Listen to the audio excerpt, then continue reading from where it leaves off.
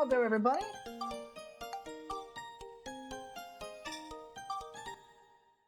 Welcome back to Let's Stream Dark Cloud 2. Alright, last time we started the game off, had a lot of lengthy tutorial sections, and got about halfway through the underground water channel.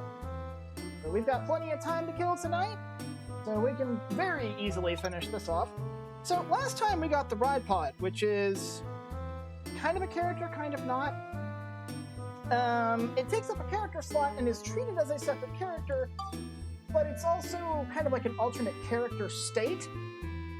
It's attached to Max. So when we eventually get our second human character, if Max is dead or otherwise unavailable, the ride pod cannot be used. But if the ride pod dies, you still have Max. So something to keep in mind there. Now here we're going to be encountering our first ride pod style enemies. Bombs. We have those for emergency use in case the ride pod gets broken. That hopefully will not be an issue, however. I didn't mean to do that. Whoops. I forgot what I was working on. Alright, here's a new enemy, and we'll be seeing these throughout the game. These are mimics. Generally speaking, once you get about halfway through a dungeon, that's that kind of point, and my wrench is about to break. There's two ways you can fix a weapon, both involve going into the inventory. You can either go into the inventory and use a repair powder, or you can go to the weapon and just hit repair. But anyway, mimics. There are, I think, 8 different varieties of mimic in the game, because there's a different variety with different stat tables for each of the dungeons in the game, of which there are 8.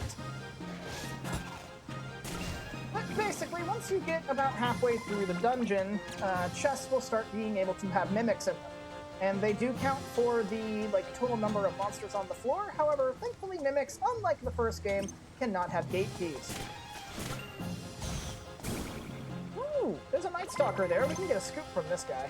Let's see if we can coax him into doing it.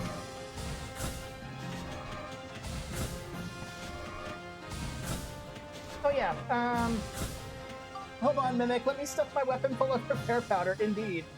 So, a bit of a note here about using the camera inside the dungeon. When you are not in a combat area, you can just use the camera whenever, as long as Max is the active character. In the dungeon, you have to have the camera equipped to one of your active item slots. Okay. Do that again, please. Do that again. Got it. Oh, okay. I took a hit, but I got the scoop there. That was Night Stalker. Don't turn your back.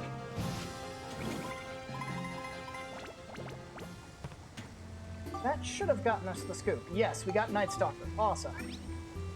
Put that away. Now, we should also be able to get another scoop on this floor. We also got the ride pod floor. Let me put that up here.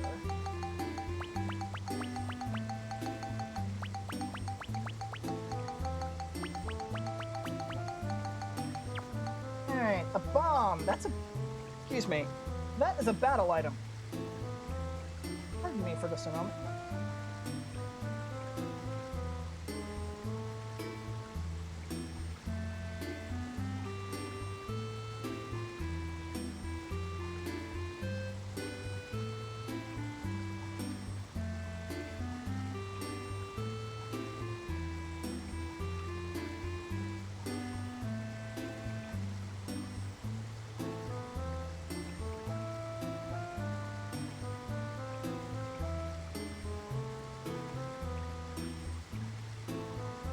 Sorry about that pause, folks. My throat apparently does not want to agree with me tonight.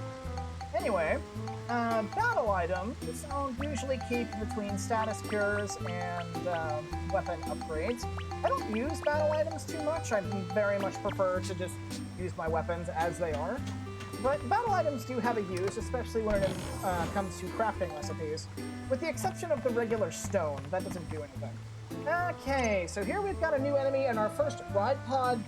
Well, technically ride pod only enemy. You can kill these guys without it, but at this point in the game, very bad idea to do so. However, we do want to get this thing's attention and fight it on foot, at least until we can get a scoop. Now, vanguards have 3 attacks. You'll notice they have those railroad spikes attached to arm cannons. If you get in melee range, they'll do that. If you keep your distance long enough, or they eventually just get tired of you strafing, they'll do that spin attack, where they have the arms already extended. You can block that attack. The other 2 attacks they have, you cannot. And the attack we need him to perform to do the Baron's Hangin On scoop is he will use his, he will use those railroad spikes kind of like stilts, propel himself up in the air, and then smash back down to do a ground stomp. So, ideally, I think to trigger that you have to touch him and then back off real quick to dodge it. Yeah, see, you can't block that. That would also knock you down if you're not careful. So, come on. Oh, come on. Oh, did I get it? Yes, I got it. Okay, so to get the Baron's Hangin On scoop, you gotta take a picture of them while they're upside down like that. So, nice. Now, the way I like dealing with these, at least at first, is actually not fighting them at all, more or less. I like using boxes on them to get a preemptive attack, because not even the ride pod can block them, despite being the same size. And I'd rather not waste my repair powder on the ride pod, if at all possible.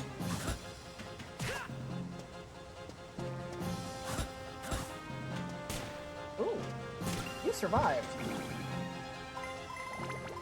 Okay. Now we have a box here. This will be ideal. Now, eventually, I will actually have powerful enough weapons to where I can go toe-to-toe with ride pod enemies without actually having to use the ride pod. But for now, we just have to make do with what we have. And what we have is not sufficient to deal with these things.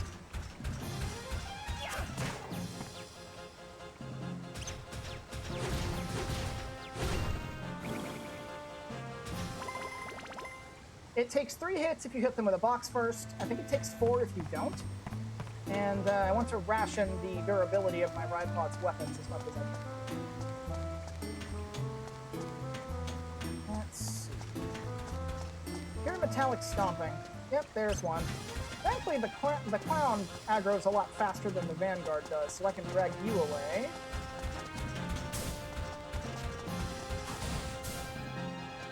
I think there's a Night Stalker throwing fireballs, too. I kind of heard, like, the fiery explosion sound effect.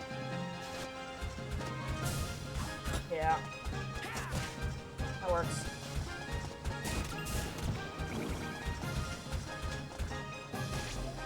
Get this.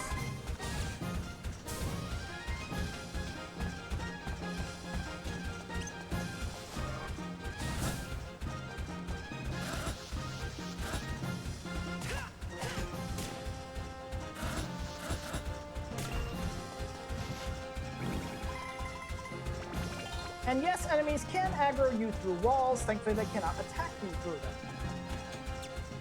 Are there any boxes nearby? Yes.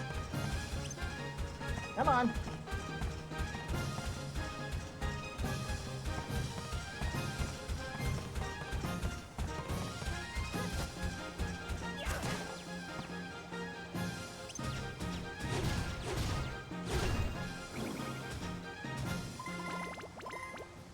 We got the key handle, so if we wanted to, we could just leave.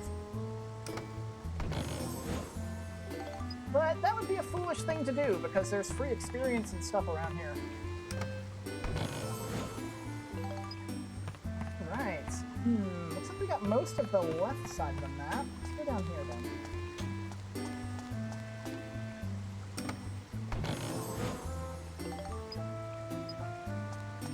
then. Methinks there's mimics ahead.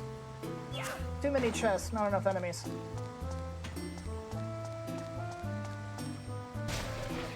Okay, this will give me an opportunity to actually go over the mimic as an enemy. So, they only have 2 attacks, both of which are blockable. They have that charging bite attack. I believe that can poison you if it does hit you. And if you're far away from them and insist on staying far away, if I can get him to do it, he can do that. It's kind of like a high jump tackle. Again, both of which are blockable, not a problem. Unlike the bite, however, the high jump tackle does not inflict any statuses. So we don't have to worry about anything with that. Okay, so I see Kupo in the audience. I don't know where my other mods are.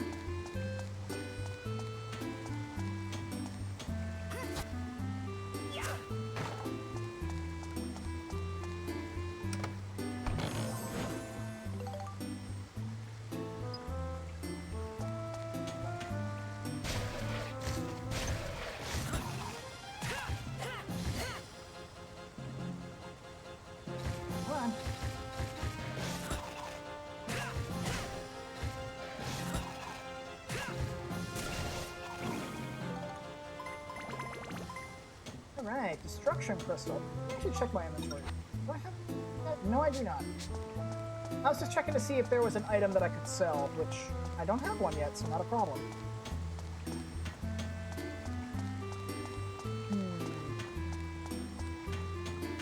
I'm gonna go out on a limb and say at least one of those is a Vanguard, so I'll hang on to that box for later.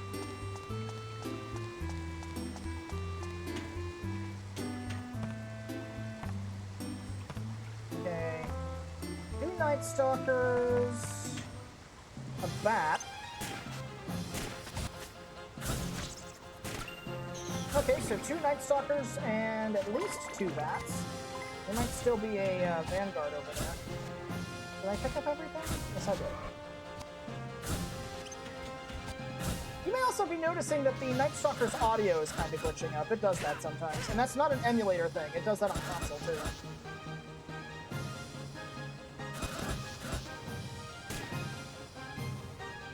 Gotta fix my gun. Now, one thing you might notice about how the weapons do their various durability counts. Whenever you attack with a melee weapon and actually hit something, it takes what the enemy is made of into account when determining how much damage it does to your weapon. Hitting an organic weapon, like something fleshy or made out of wood, doesn't do as much damage to the weapon as, say, something made out of metal or stone. Whereas when using a ranged weapon, okay, that time it didn't happen, but for the most part, with a ranged weapon, you deal damage to it 1 point at a time every time you fire it.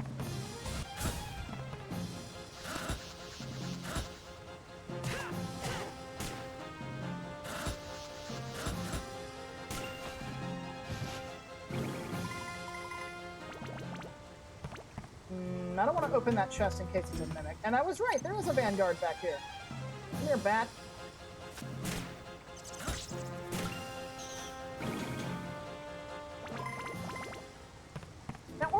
Ultimately, what I would do is something you can do potentially is kill an enemy with a ride pod, then jump off the ride pod, and your weapons will both get the experience because neither of your weapons did the killing blow to whatever it is you killed.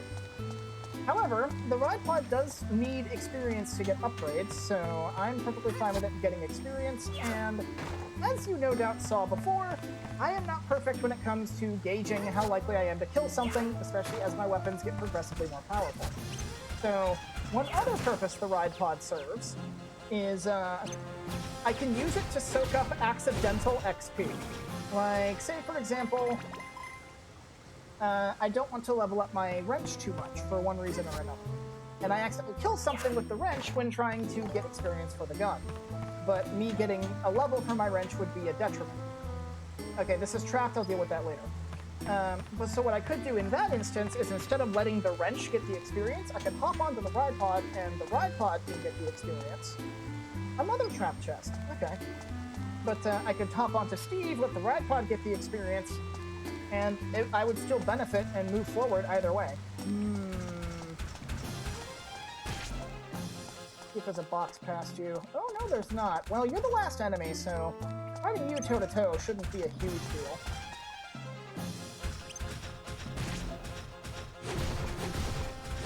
Nope, it is 3 hits, regardless of whether or not you use a box. Nice. I will be right back. I'm not going, like, too far. I'm just turning on the fan. It's getting a little bit stuffy in here.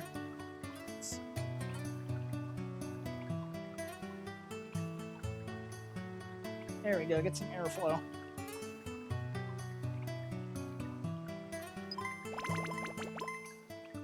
All right. All right, so now that the floor has been cleared, I can talk about trapped chests.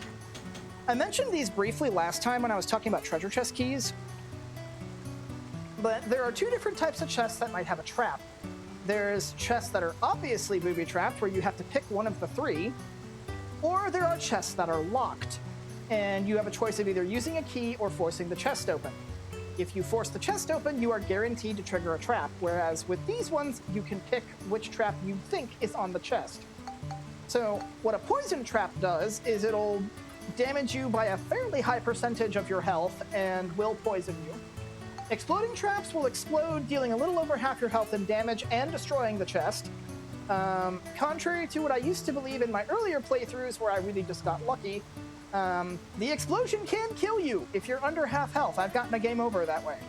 And then a weapon-destroying trap will reduce the durability of both of your weapons to 0. So, in practice, poison will go away just by leaving the map, and you can very easily fix your weapons, and we'll have a way around weapon-destroying traps later. So I'd like to pick the exploding trap because that one will destroy the chest in addition to hurting me somehow. So, okay, I've been poisoned. Now, if I got that wrong and it was an exploding trap, the chest would have blown up and I wouldn't have gotten another chance. So I'm going to say it's a poison trap because now I know what it is. What do we get? Wind crystals, not bad. Now, poison can't kill me, so I'm not particularly concerned about it. Thanks, game. You're being so thoughtful. Alright. This one, exploding. Poison trap. Oh no, I'm already poisoned. Whatever are you going to do? And a scrap of metal. Now, generally speaking, chests that are trapped will usually have better quality stuff than what's usually found. Like if a chest requires a key, for instance, you can almost guarantee that you'll get a higher quality item, up to and including weapons. Let's see. Key handle. Let's get out of here. Inventory is looking good. Let's go.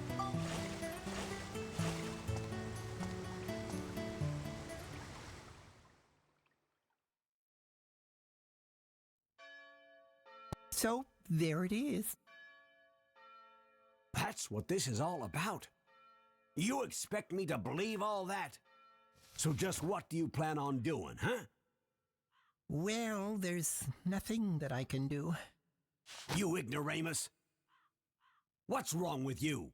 You're supposed to be the mayor of this town. You're right, I'm useless as mayor. Come on, Need, what happened? You didn't used to be like this. Gosh darn it, Need, I just can't believe you. That's it. Need, just start the Blackstone Railroad again. Blackstone Railroad?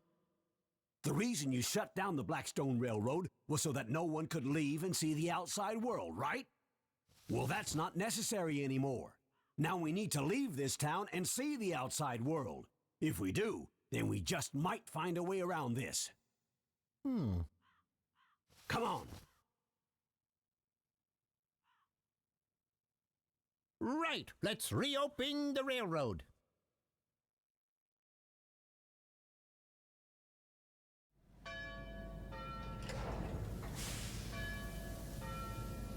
Everything set? All set, Cedric. It's a go! Great to be back, isn't it, sir? Yeah, 20% more coal today. Roger that! Alrighty. Blackstone 1. Here we go.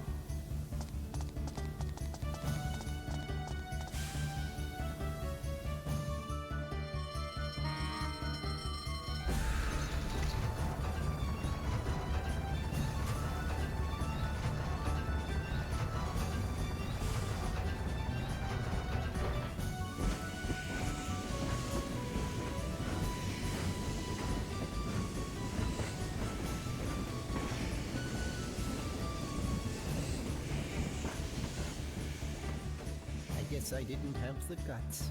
I'm counting on you, Cedric.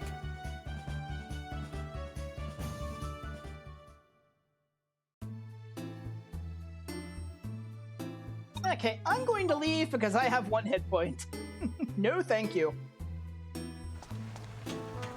Alright, so aside from leaving to heal, I also need to go visit Cedric. Now, despite the fact that we clearly saw him get on the Blackstone 1 in that cutscene and move off to, I guess, meet us at the end. But yeah, despite the fact that he clearly went onto the train, you can still find him in his shop to do ride pod repairs. So, that's nice and convenient.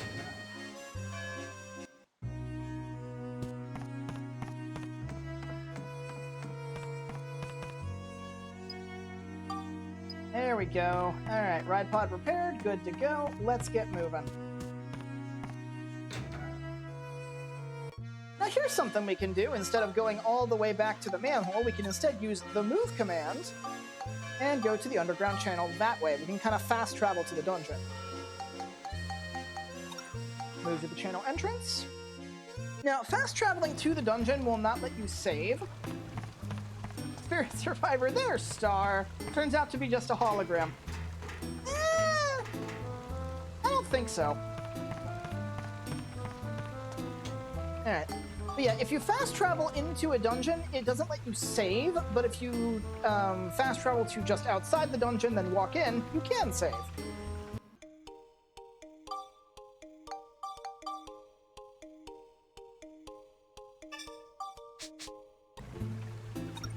Sweet, scary treasure chest. Hey, guess what? There's gonna be mimics here. Ooh, we're here.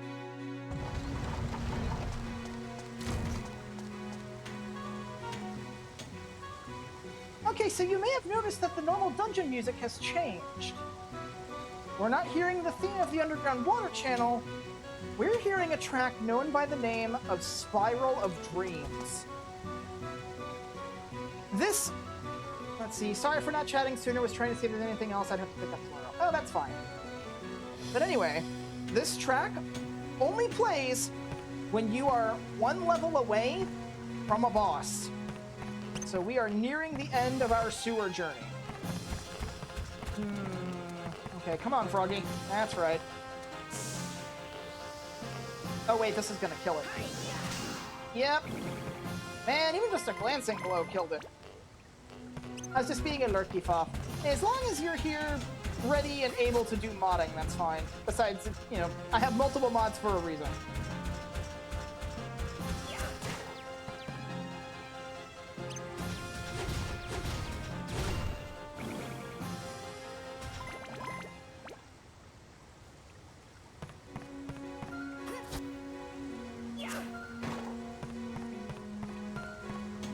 Okay. Now there is one last new enemy on this floor. And it might be here. Nope. So, just like the previous floor, there are also mimics. So that froggy was hopping mad. Please no take my mod away. Holding Moogle Banhammer maliciously. Oh no, Kupo! I've got something better for you than the Moogle Banhammer.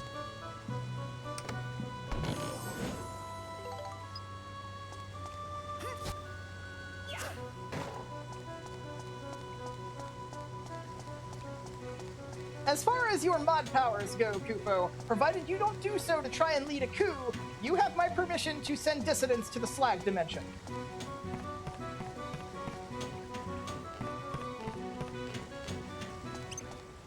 Multiple froggies. Alright.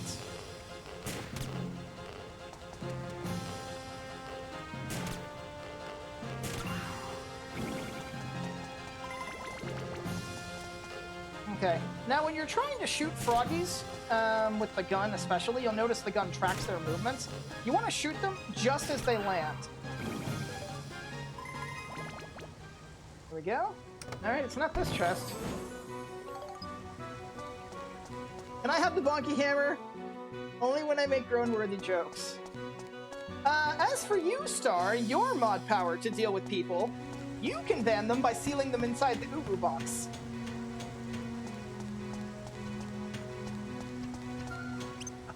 I actually forgot about this guy. This is not the guy I was talking about. This is another new enemy, but we have this guy, Darkness. For those of you who have watched either of my Dark Cloud 1 LPs, you might remember this guy. Oh, never mind. Didn't mean to do that. You guys might remember that guy as Yamish, or Yamish. They have 2 attacks, both involving their arms. Let's see if this guy actually lives long enough to show some of them off. Come here.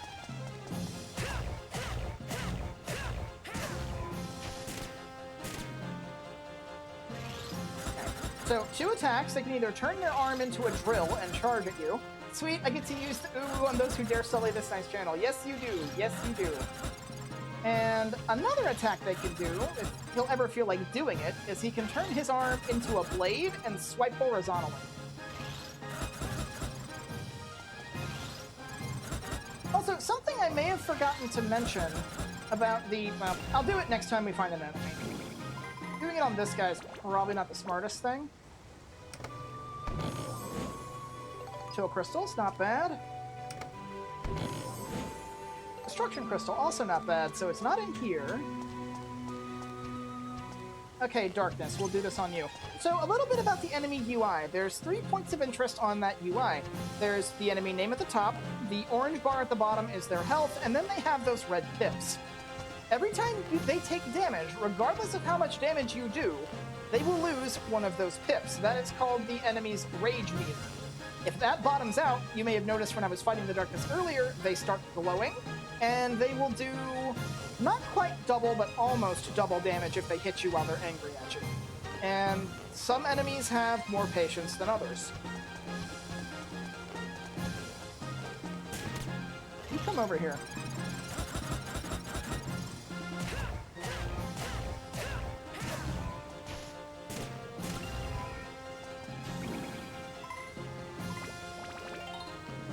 Alright, that should be level 4 now? No, level 3. Okay, we're getting there.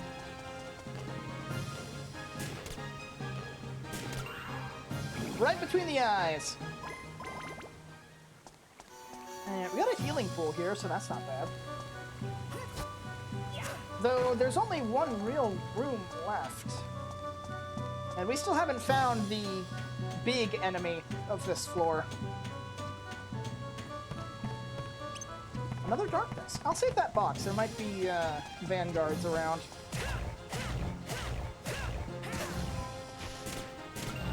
Oh.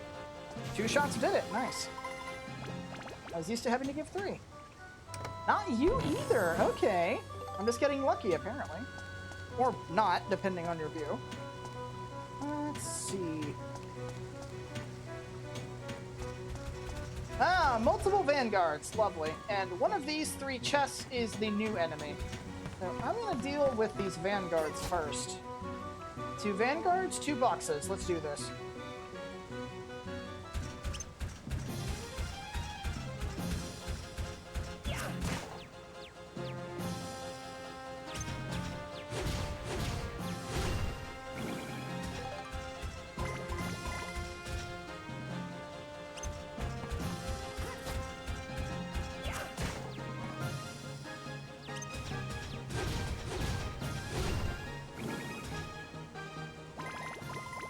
Okay, copper and the gate key. Now you'll notice all the red dots are gone, but we haven't gotten the all clear yet. That's because one of these chests is a mimic. Not just any mimic, though. There you are! A king mimic! Alright, these are probably the baddest of the bad enemy in any given dungeon that you can encounter them in. And just like regular mimics, there are 8 varieties of them. Now, king mimics have 3 attacks, one of which in particular you really want to watch out for. They can do a bite attack, which will poison you if it hits. If you're right in front of them, they can lick you with their tongue, which if you actually look at their tongue model, it has spikes on the end. And that can give you the status effect Thirsty. What Thirsty does is it prevents you from using consumable items, with the exception of the items that cure thirst.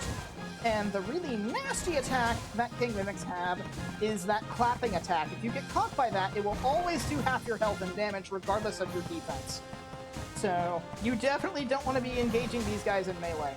So the best way I found, you also notice that king mimics have the smallest patience gauge of any monster in the game at 3 pips. 3 hits, these guys get mad and want you dead more than normal, to the point where they can one-shot you if they're angry and you get hit by an unfortunate clap attack. So what I like to do is I like to fight them in the open and try to get behind them if possible. Now wait for the clap attack.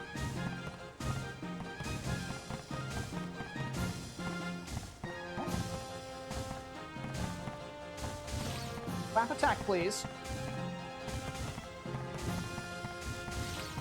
That's the lick. I need the clap attack, please. Thank you. Okay, you can usually get a full combo on them, but if you miss or land a combo finisher, immediately dodge backwards for whatever it is they're going to do. Let's see, and basically just rinse and repeat that, and these guys really aren't that bad. Just make sure you're not in front of them is the main thing.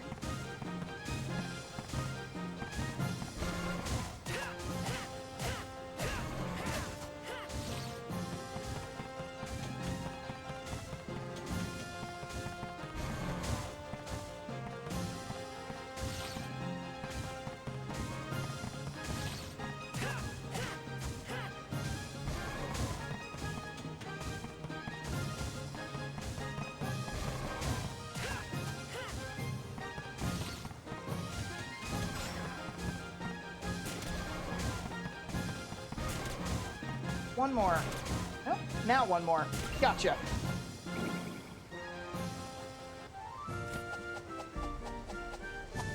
Alright, that takes care of you guys. Alright. We are done. All the monsters are dead. One of these is going to be useless because one of these is the magic crystal. Yeah, it's that one. And gun repair powder. So, let's go see what the Fates have in store for us in the coin minigame. See if we get anything good.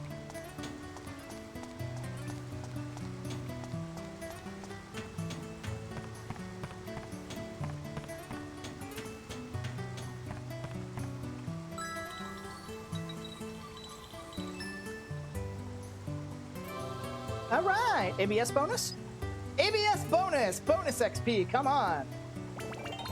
Nice, my wrench leveled up. Alright, so what did I get there? +1? Not bad. Alright.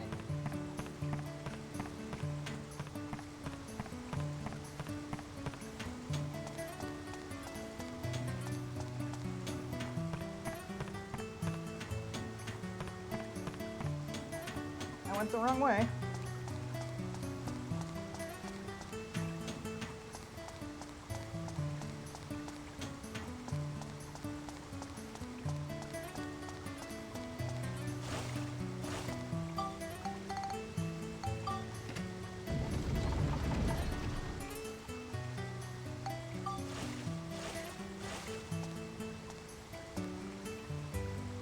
Hey, another finish without healing goal.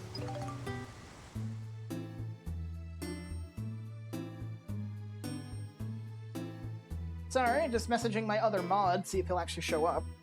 Alright, now I want to leave. Now the next floor there is the boss. We got that indication from Spiral of Dreams playing on that previous floor. So before I do that, I want to do a few things. Now, I mentioned earlier that I'm for the most part not going to be grinding outside of a few select instances. This is going to be one of those instances. There are, let me see, there's at least 3 instances that I can think of where I want to go out of my way to grind, and one of those is for a side quest. So, what I'm going to do here is I'm going to do what I call my chapter leveling. There are 8 tiers of weapon, and there are 8 chapters in the game. Generally speaking, I want to make sure I have the top tier weapons by chapter 7. So, one upgrade per chapter is usually how I like to do it. With the exception of the first chapter, because the True Battle Wrench isn't an upgrade, it's more of a partial side grade, if anything else. Because it's just kind of there to demonstrate how the upgrade system works. But now that we've gone through most of the floors, we can collect some of these tiny boxes that have appeared. These boxes appear based on plot progress and dungeon progress. So, here in town, this is Palm Brinks, by the way. Here in Palm Brinks, we have 3 of them, one of which is right here. A Fruit of Eden. If we go in front of Cedric's shop, beneath the sign next to these trash cans, we can get a potato pie. And if we go down into the sewers, in Donnie's room, we can find the 3rd and final one, which is also a Fruit of Eden. Now, these are permanent stat boosting items. A potato pie can only be used by Max, it's his favorite food. We use that, and it increases our defense by 4 points. Fruits of Eden are basically consumable heart containers from The Legend of Zelda. You eat one of these, I believe your HP goes up by 8 for every one of these that you consume. So I actually want to move these down here because unlike the first game, Fruits of Eden don't fully heal you when they do the HP boost. They just increase your maximum and that's it. So what I want to do is I want to go ahead and do a dungeon floor, and then after the dungeon floor is cleared out, use the Fruits of Eden, leave, get the full heal, then come back in. So this is where the boss is at the Channel Reservoir. I want to go ahead and get my chapter evolutions before going in there. And I'll have to do this again fairly soon afterwards as well. Thankfully, all of the grinding you may want to do, or at least I would recommend doing, is very front-loaded. So once we get past, I'd say, Chapter 2, grinding will not be an issue. Like, going out of my way to do it. It'll be mostly on the way. And honestly, the best way to grind is just run through the dungeons constantly. Fight a wide variety of monsters, get a wide variety of treasure, the works. So that's one of the things I really like about Dark Cloud 2, is it's one of those games, Kingdom Hearts 1 shares this quality, where just going out of your way to fight stuff is fun.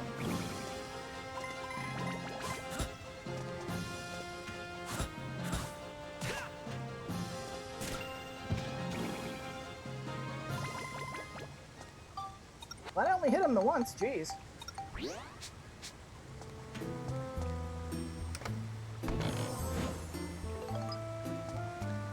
And if you're the type of person who wants to go out of their way to try and get all the medals, you'll have to play through all the floors multiple times anyway.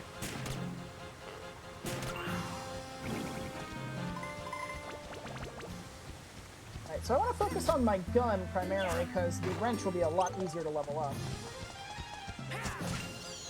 Okay, jump attack just kills you in one shot. Nice to know. What about a regular hit? Will that do the trick? One hit, then shoot.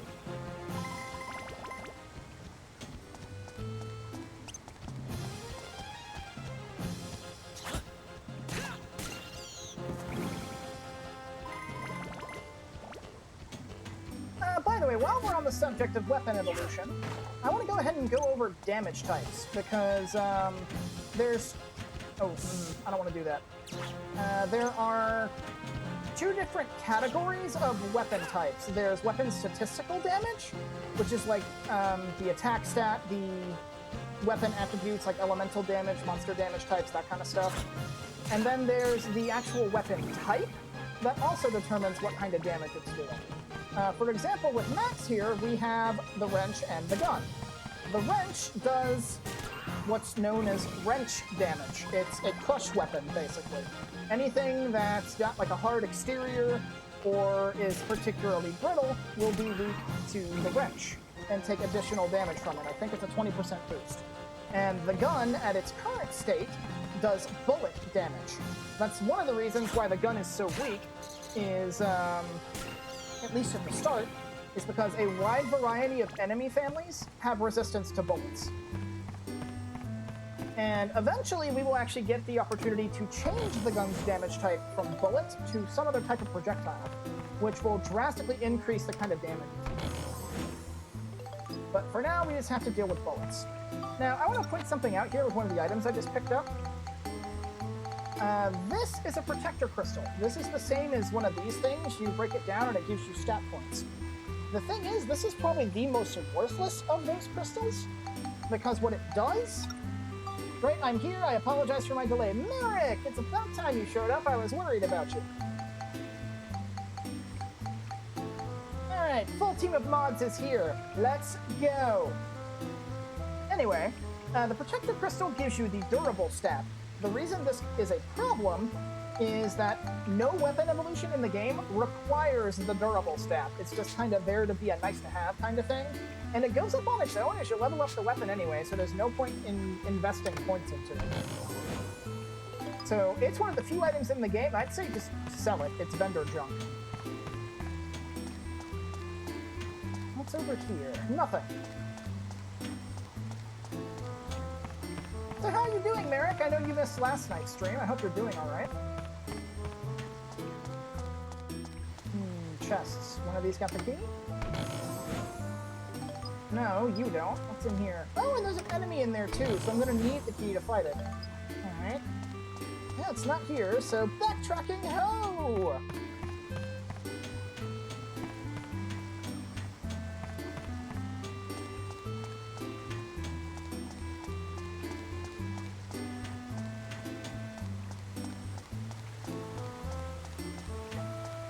Ooh, an interview for a new job tomorrow. Hopefully with not some cheapo fast food place that's gonna treat you like crap.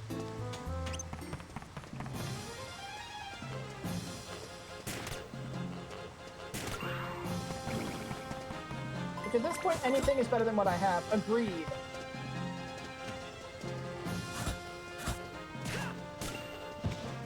I just hope this job treats you better than all the previous ones.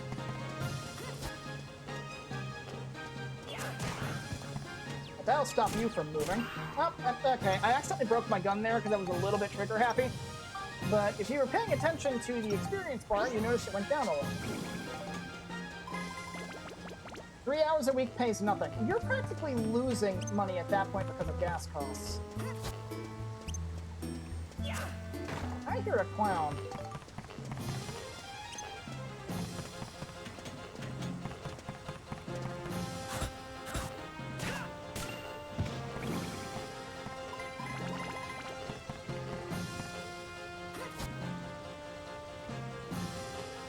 Froggy. Surprise! Oh, I missed! Let's try that one again. Gotcha! Intercepted. Goodbye.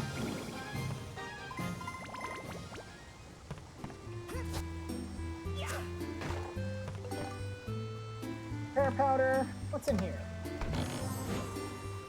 More destruction crystals. You want to hang on to as many of those crystals as you can. They're not particularly common, and those will be the main way we upgrade our weapons.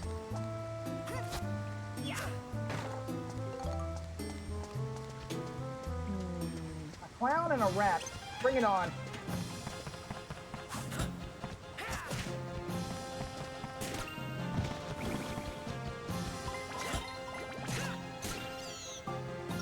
That should be +4. Yep, one more level on the gun to go, and then we can evolve it.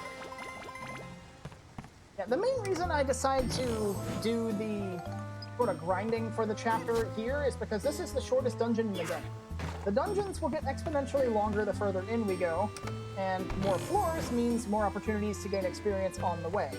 It's just that this one is so short, I'm going to have to run through it 5 or 6 times total in order to, actually probably closer to 8 maybe more, depends, but suffice to say I have to run through this entire dungeon multiple times to get the grinding needed that the game wants me to do. Done. So, yeah, it's just because it's short, no other particular reason.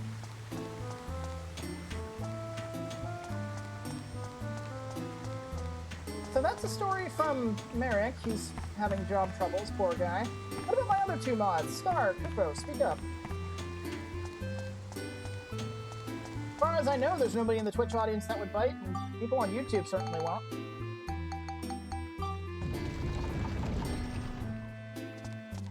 Oh, it's a clown.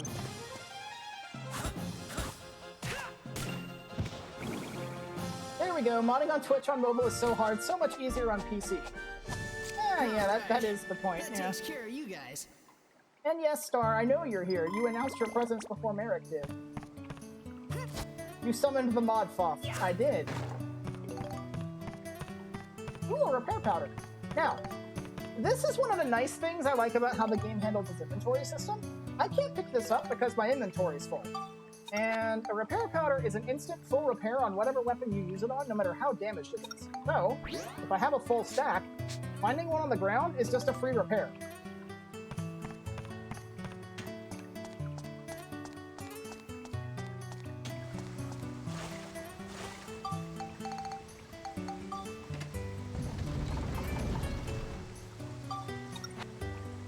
I was promised a cookie every time I'm summoned. Where's my dang cookie? I never promised you any cookies. I don't know where you got that idea in your head. Let's see. We'll just leave this down here. Now I'm going to go ahead and use these. That'll increase our max health to 48. And we can leave to heal that damage off.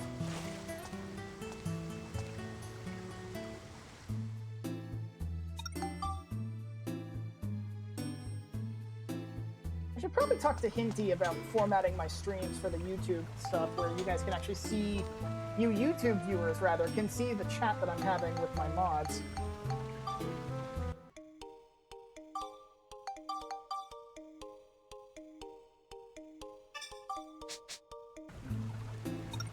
Next floor, battle with rats, let's go.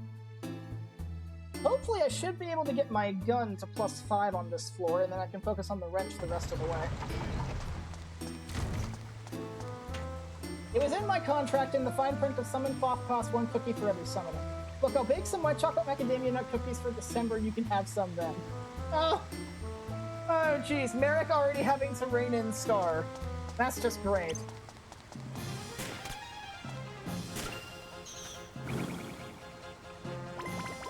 As for you, Star, as far as your mod agreement, I didn't have any fine print because I recruited you via the boyfriend clause.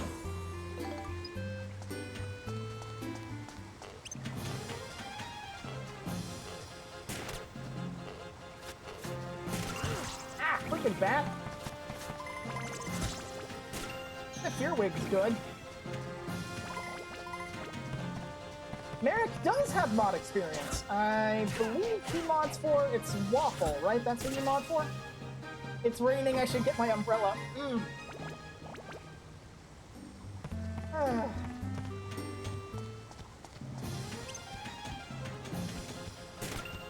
Merrick, if Star's puns get out of control, you have permission to swap him with a newspaper.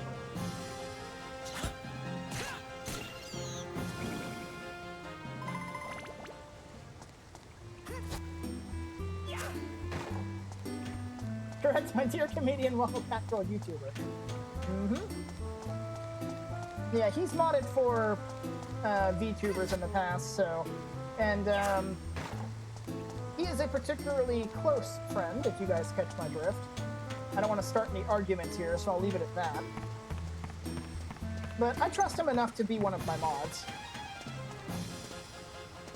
Kupo says, me over here who had to suffer modding a fight game tourney Twitch channel. Yikes. I bet that got rowdy.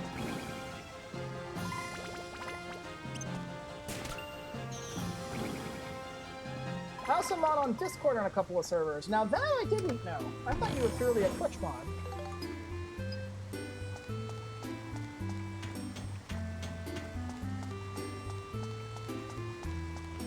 There's the exit.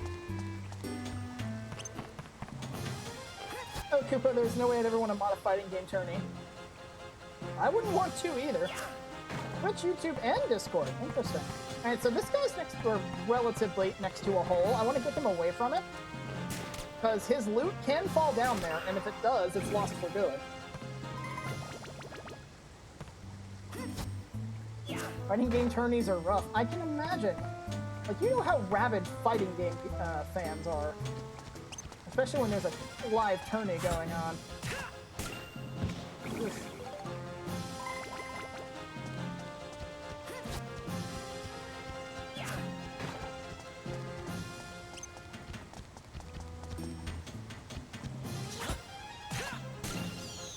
Well, controlling hockey fans. Yes, because the loot would become unholy. Merrick, I'm going to suggest you get that newspaper ready.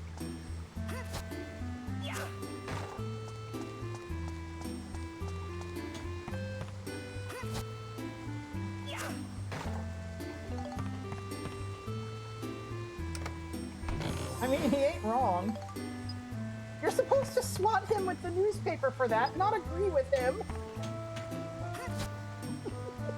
What am I gonna do with you two?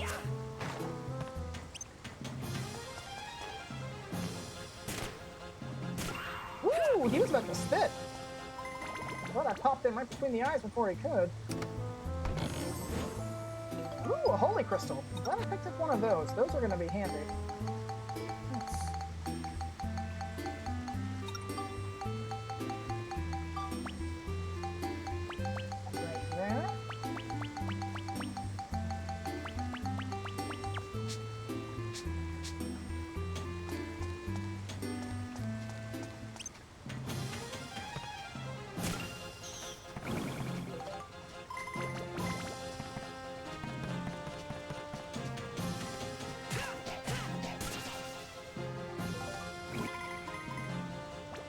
Okay, we got a new battle item there, a bomb nut. Now, this is classed as a bomb, or it is classed as a battle item. I can think of a few things you can do. Eric. Anyway, bomb nuts are actually an item that is underneath two... Oh yeah, like the one mission off of completing VTM Bloodlines. Nice. But yeah, bomb nuts are actually an item that are under two different item classifications. It's classed as a battle item, but also as an item class we haven't seen yet. I'm going to treat it like the item class we haven't seen yet, and put it below the crafting materials section, because I have more use for it as one of those than as a battle item. As a battle item, though, bomb nuts are essentially just a weaker version of a bomb. Bombs will do... Now Explode is even more flavor. For once, I agree. But let's see, I think bombs do... I think they have an average damage of around 80. Bomb nuts have an average damage of around 40, I think. Like 40, 60, something like that. They're a smidge weaker, but you're better off using them for their other purpose. So I want to hoard those as much as I can.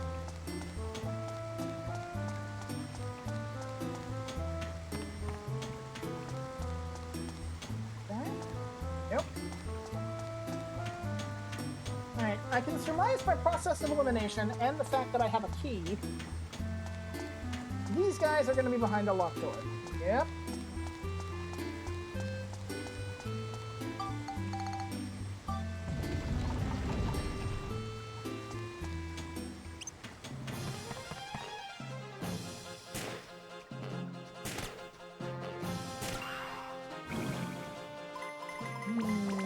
I don't think I'm going to have enough enemies.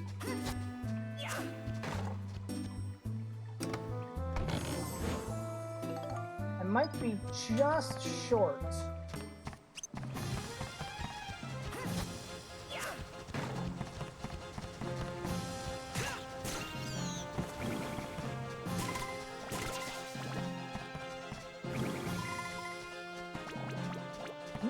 Maybe.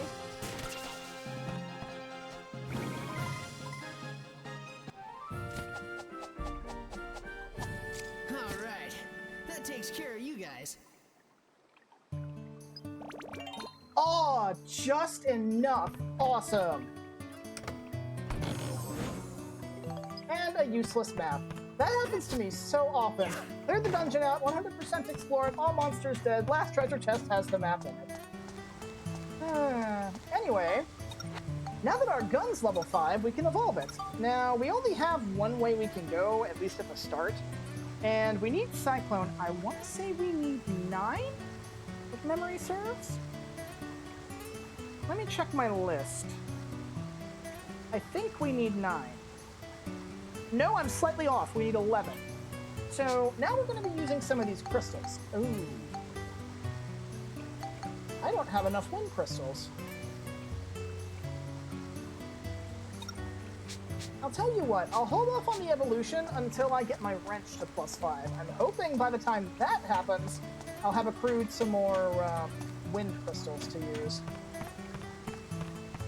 Because while I would rather not use non-crystal items, I will in a pinch.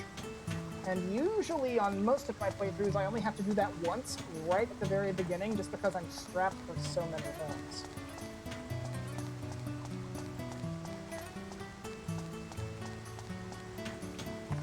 Alright, trap. Let's see, exploding.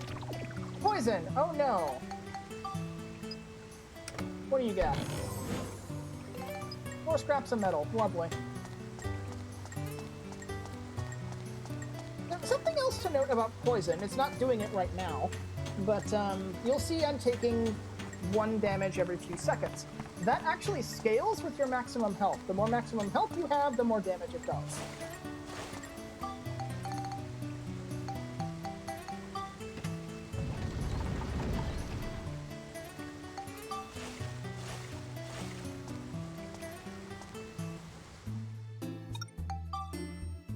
Get out of here, fully heal, go back in, and continue to the next floor while working on the wrench.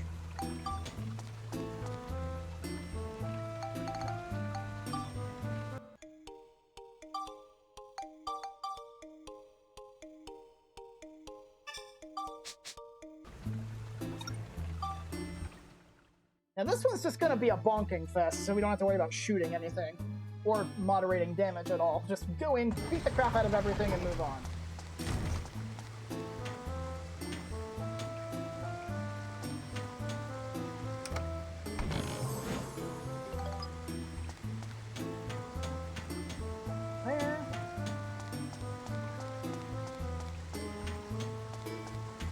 Man, this one's windy. Best, what do you have? Please be wind crystals. Bones.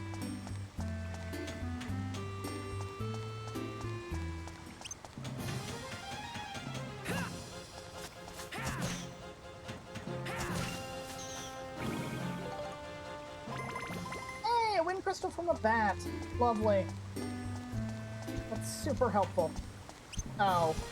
These things. At least I managed to get my gun where I wanted to before I had to deal with these. Oh yeah, that's something I actually forgot to mention. You can attack enemies while they're down if you stand right next to them. Max will kick them with his shoe, and despite the fact that you're not hitting them with your weapon, you're hitting them with your shoe, it somehow damages the wrench. Video game logic at its finest.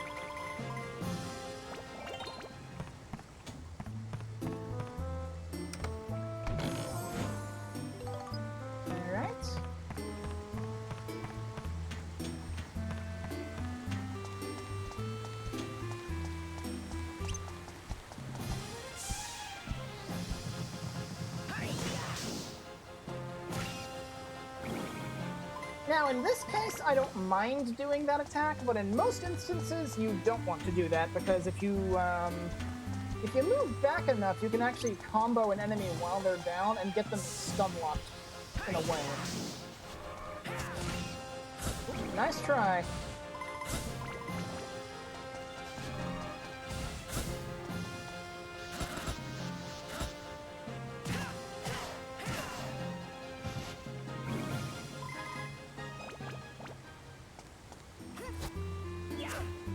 Got a healing pool here if we need it. Ooh, repair powder. Don't mind if I do.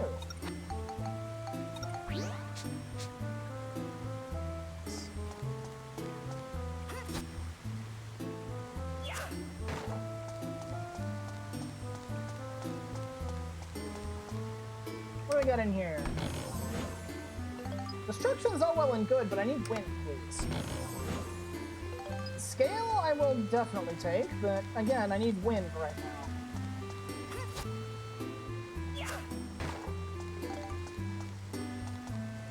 I mean, I just fixed my wrench. There's not really much I can do. Magic crystal.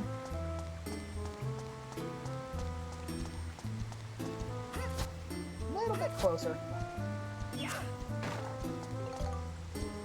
Red. Right?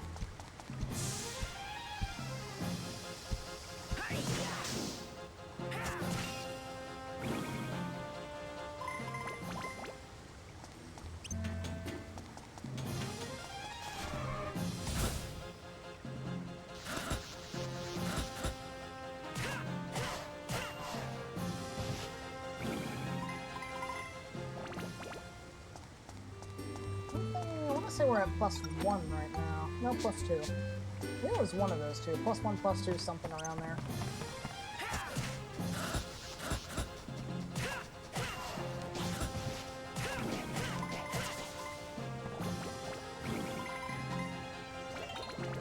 +3 now.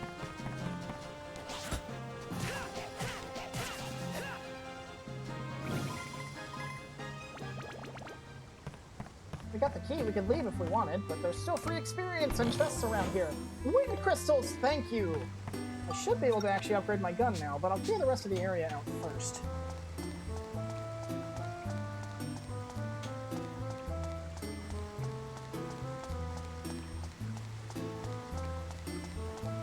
I'm also not fixing my gun, despite the fact that I'm not using it. Just in the eventuality that we encounter a trap chest that has a weapon-destroying trap on it. Because that will completely break my weapon no matter how much durability it has, so repairing it at this point would just waste a repair powder.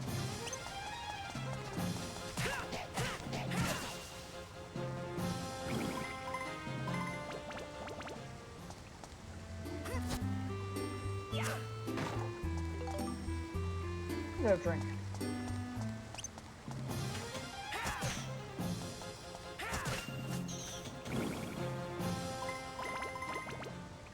Okay, bundles of hay? If I didn't have enough wind crystals, bundles of hay would be what I would use to upgrade my gun with, but thankfully that's not going to be the case. I'm hoping it's a good omen for the remainder of the playthrough. Oh, also, Merrick, I want to apologize. Since you couldn't make it to the last stream, you couldn't make your input on Fashion Cloud. So, we ended up going with the green overalls, the maintenance cap, and the work boots. Or the work shoes.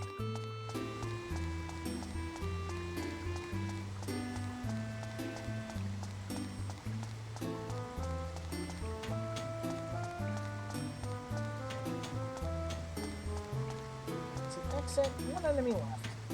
You made him a trucker. I mean, yeah, kind of, for a given definition of truck. He pilots a mech, does that count?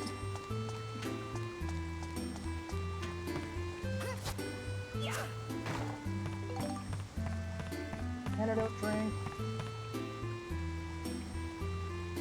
No boxes that I can see.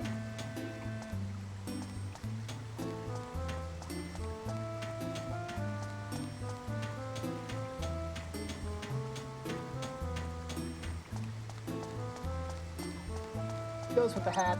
Yep.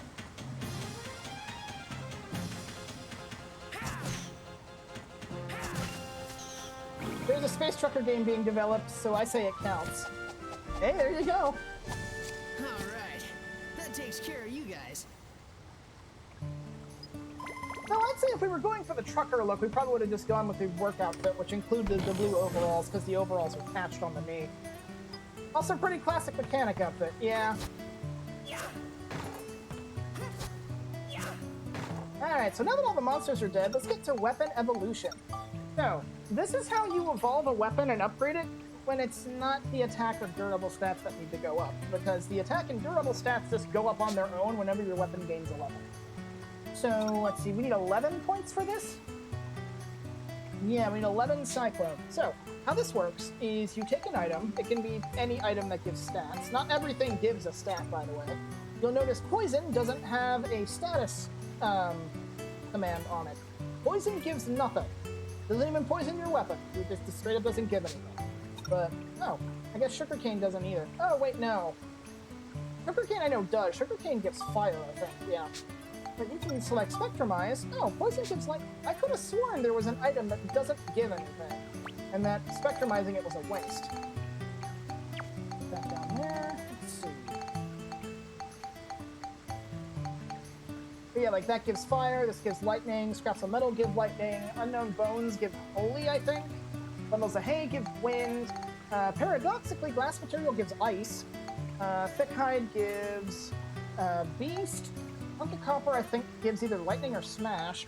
Rolling log gives smash. Bomb nuts give fire. Water elements, that's a crafting material, that gives ice. And I want to put that up there. Yeah, you can spectrumize anything that isn't one of these crystals. You just get more points for spectrumizing one of the crystals.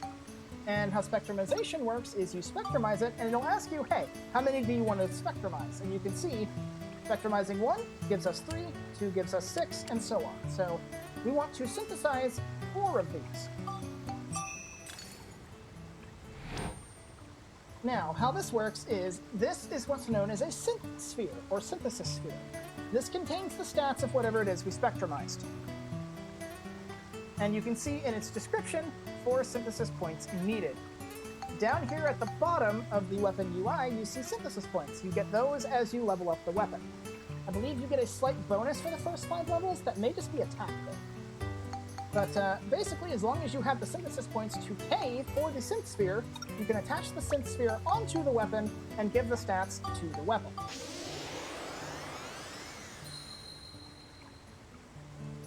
And when your weapon reaches the appropriate stat thresholds, we can upgrade it.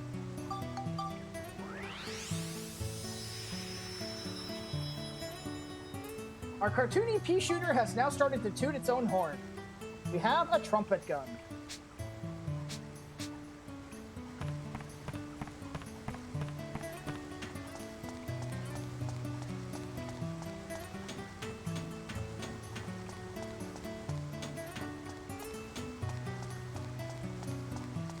And with that, we can move on. Just need to gain, I think, 2 more levels for the wrench, and we can do the same for that.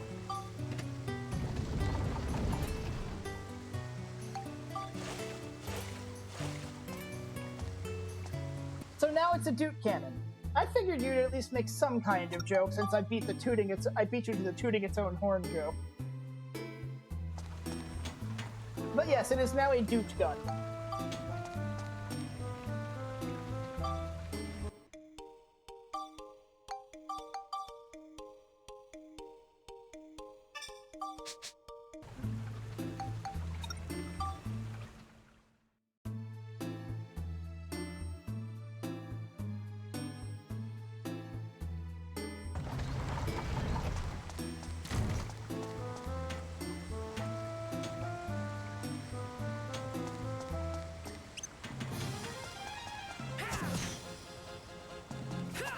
Made me think of the Duke meme from Doom.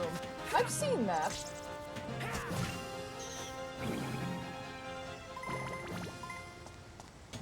Mimic? Mimic! I was right to ignore you.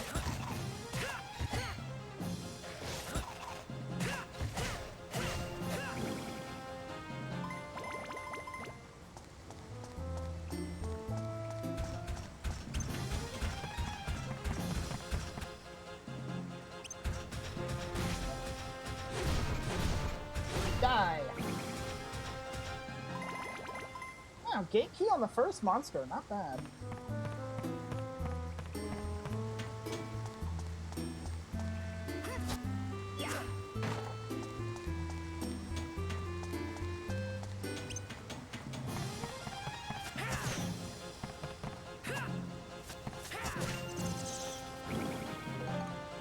Yay, generous hitboxes?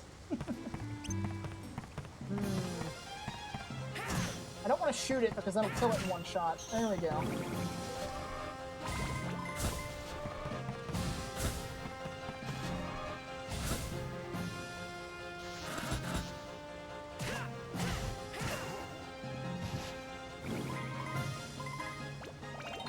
That should be level 4.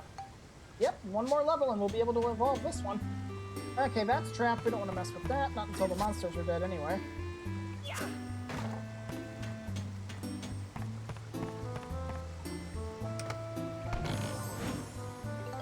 Magic crystal.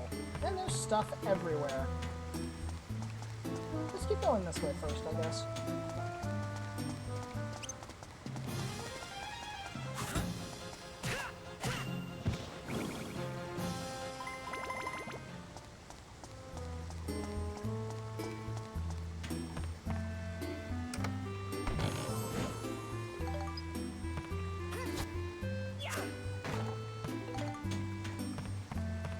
Got another one.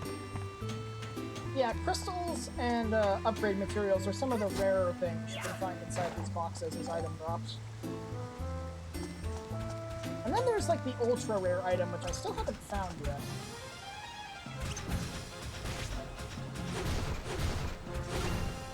But it'll be, those boxes will be the only source of said item for, I'd say, about 2/3 of the game.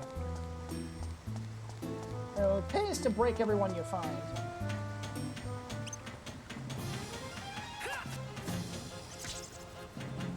Okay, now this is actually funny because these are flying enemies. The raised platforms kind of mess with their collisions a little bit, so they can sometimes have their attacks stop short.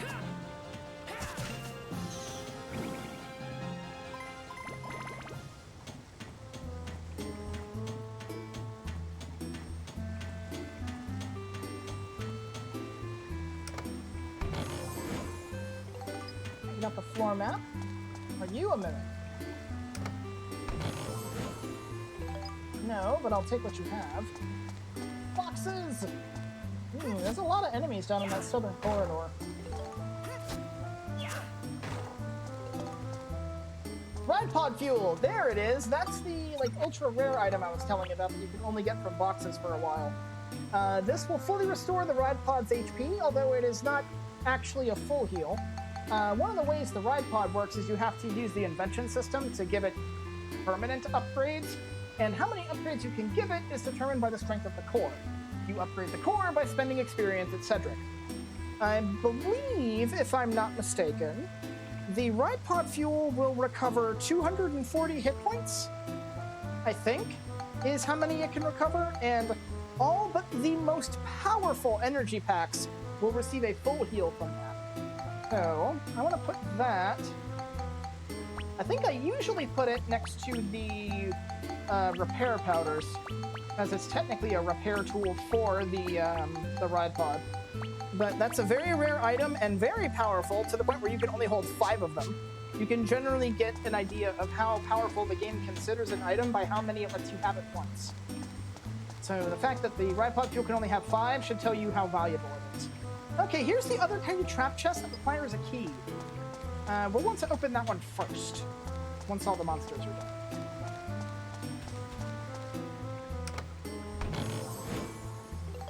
Nope.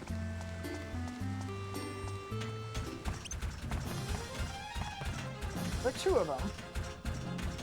Sounds like there might be.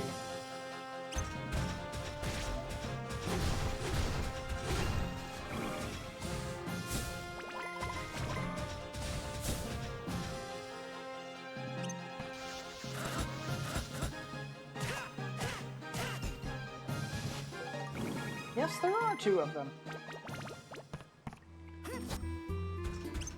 Surprise!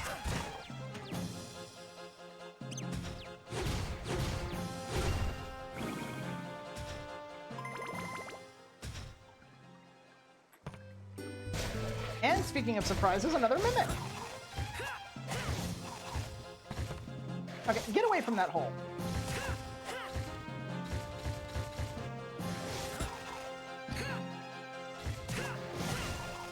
Here, they got me there.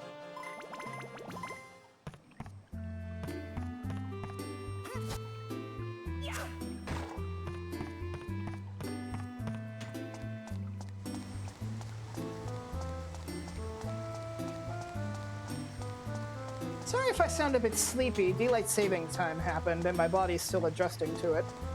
So, ordinarily I think it would be 9 o'clock in regular time, or whatever the regular time actually is. Or maybe this is the regular time and daylight saving time just ended. I forget which one. But basically, I'm technically, I think, an hour behind? So it would normally be 9 o'clock, but it's instead 8 o'clock, and my internal clock says 9 o'clock is time for sleep, but no. I will keep going. I must get out of the sewers before I go to bed. The same for you? Yeah, we had that conversation earlier when we were playing Vampire the Masquerade. Or maybe that was afterwards. My memory is kind of fuzzy.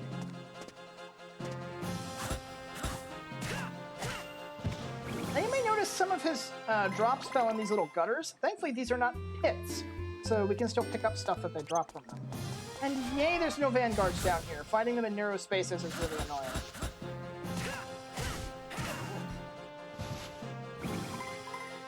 Daylight savings time is killing my time clock right now. Join the club, Kupo!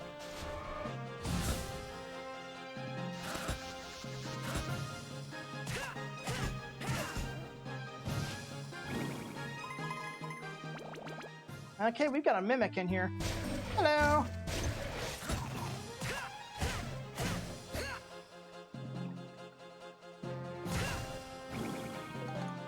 There we go. Alright, that takes care of you guys. Alright, we got one more floor to go, and one more level to gain. Alright, so we got 2 trapped chests. Let's go take care of the one that needs a key first, because that one's more likely to backfire on me.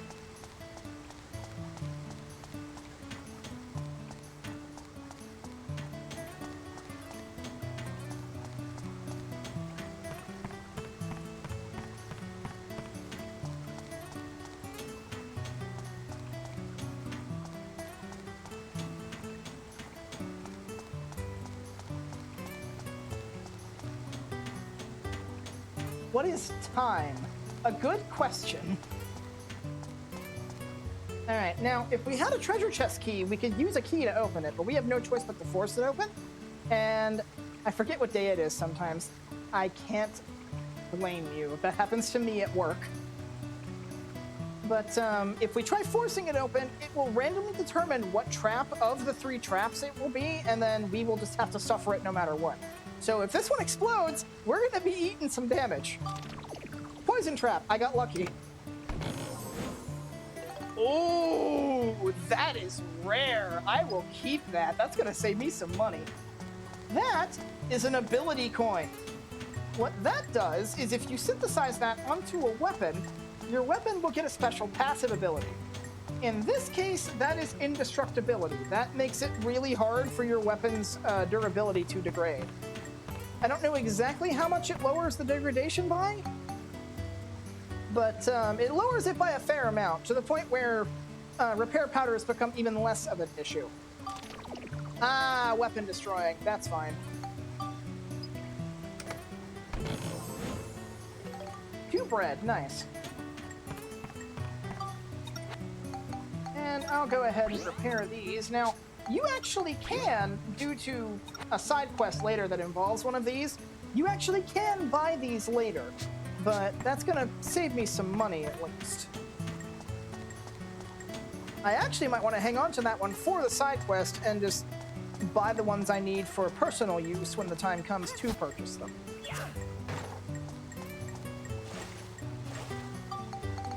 I was hoping for a weapon, but that's really good too.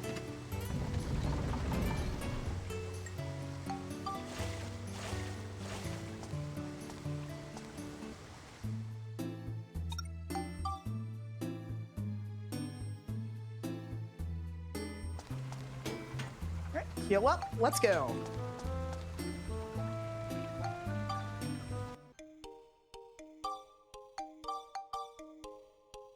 Ah, you know what? Crap. I forgot to do something. I gotta go talk to Cedric.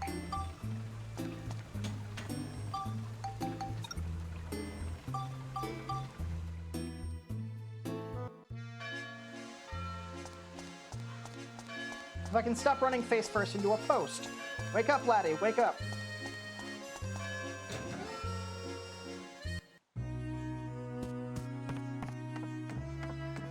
Yo, Cedric!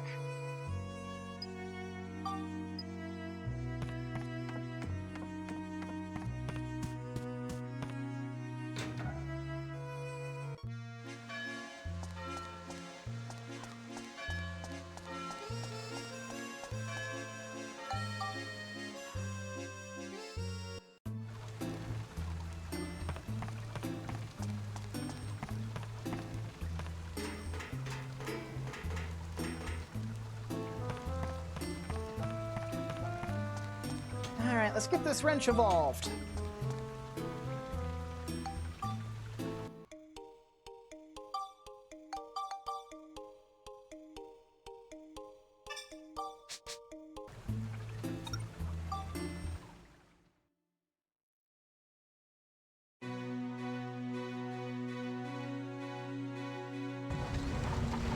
I'm also going to preempt any comments for people who find me constantly saving between floors annoying. A, it's a general good idea. B, I've been doing it for 15 years. It's muscle memory at this point. So if you don't like it, sorry.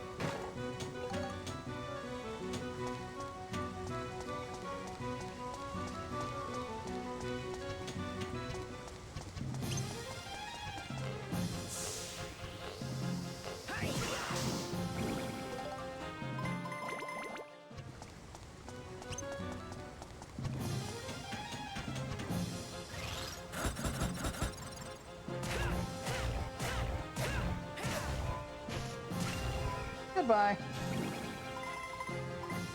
Ah, silver ball. That's a new item. We'll want to put that here. Yeah. More froggies!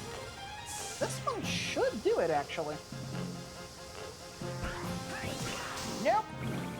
You gonna do it? Level up. All right. We got our wrench to +5, so now we can evolve our weapon. Any experience I get from here on is going to go to the ride pod. So, while we're on the subject of weapon evolution, I want to go ahead and explain what all these stats do, because I neglected to do that with the gun. So, attack is your weapon's base damage. This is the damage it will always do at minimum whenever you hit something, provided it's not resistant to your weapon's damage type. Durable is the basic sort of damage resistance of the weapon, how likely it is to lose a point of durability whenever you hit something. The higher it is, the less likely it is, and this stacks with the indestructible passive ability. Flame, Chill, Lightning, and Cyclone are elemental damage. They do fire, ice, lightning, and wind damage respectively. Any enemies that would be weak to them because of their creature type take more damage from them. As far as how elemental affinities are concerned, Flame and Chill are equally effective against each other. Fire is weak to ice, and ice is weak to fire. Same with lightning and wind. Wind is weak to lightning, lightning is weak to wind. Smash, Exorcism, Beast, and Scale are monster creature type exploitation statistics. They do more damage to machines, undead, animals, and dragons, respectively. Or there's broader enemy categories than just those, but that's the basics you need to know about all that. So for this one, in order to get the upgrade, we need 9 Smash and 5 Beast. We already have 5 Smash. So we need 2 Destruction Crystals for Smash. And we have just enough Hunter Crystals to get the 5 Beasts we need, although we're going to be getting 6.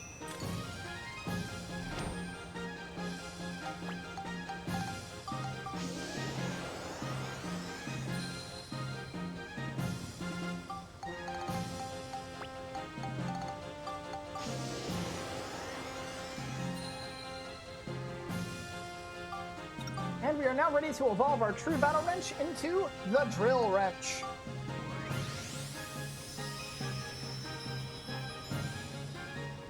And we now have a full complement of Tier 2 weapons.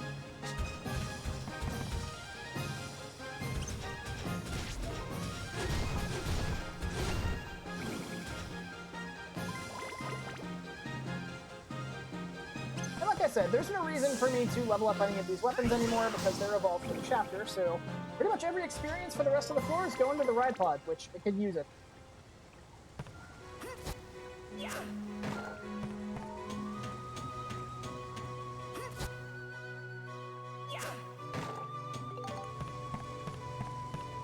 Then repair powder, not bad.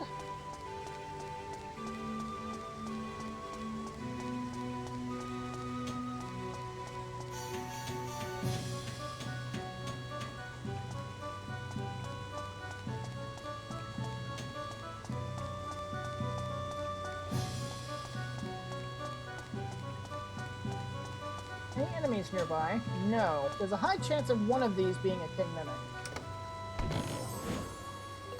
Channel key, so there's a locked door somewhere. It's you! Okay, I don't like fighting them in intersections, but this is the most open we can get right now. Corners are extremely dangerous.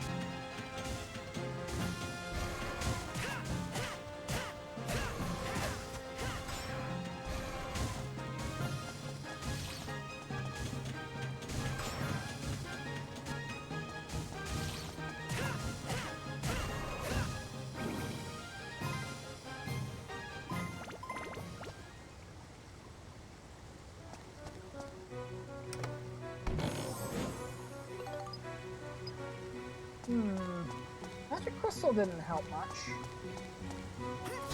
That door could still be anywhere.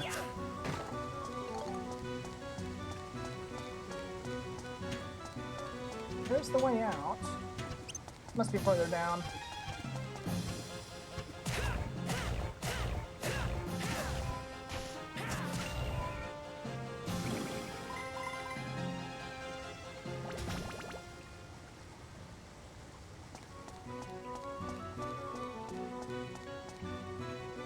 Messing with you. Oh, I apparently missed some enemies down below. I'll go back for the... Oh, okay, so the key must be over there then. Or the door must be over there. Probably didn't have anything behind it then.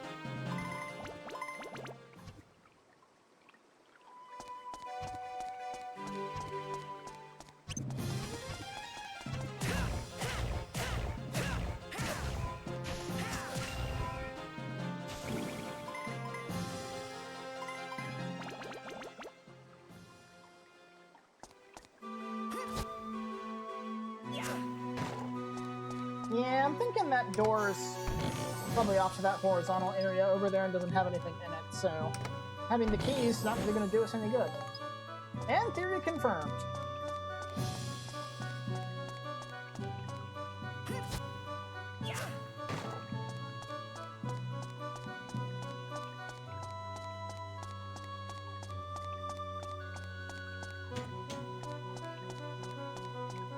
Remember, this one's trapped. We'll mess with it later.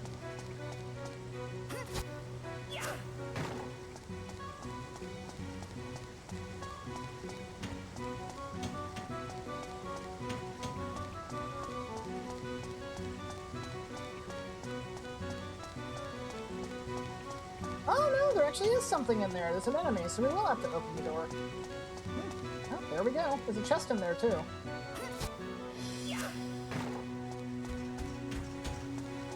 Vanguard, how quaint.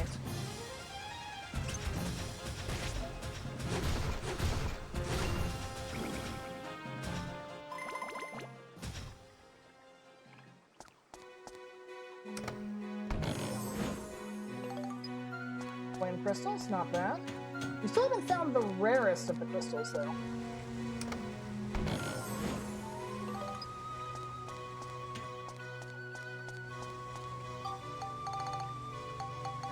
Open up.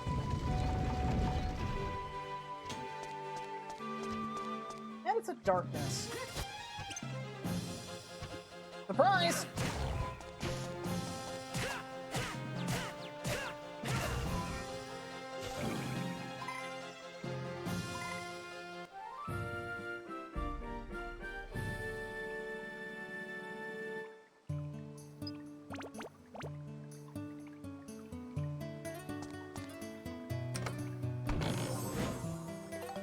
Lightning. Will definitely come in handy.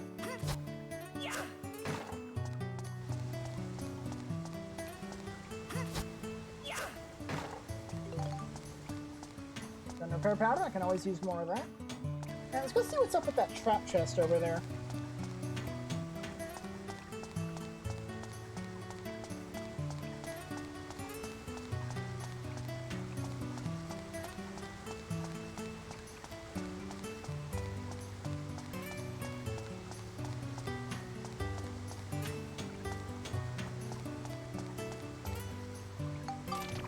Weapon destroying. We still haven't had one explode.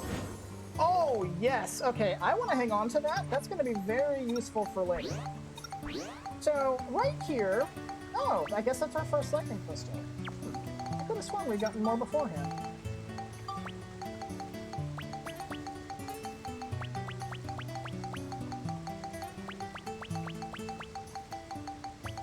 Oh well.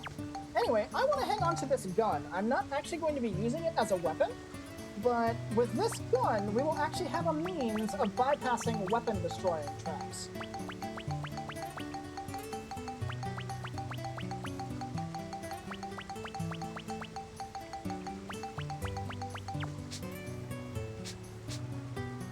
So anyway, the idea with that gun and another wrench when I eventually get my hands on one is you can't break a weapon that's already broken. They won't disappear, so just having some broken weapons that you can equip in your inventory for whenever you're dealing with a trap chest, just equip those, and if it's a weapon-destroying trap, it does nothing. I affectionately refer to them as duds, because that's exactly what they are. They're dud weapons that are useless in combat, whose only purpose is to eat weapon destruction.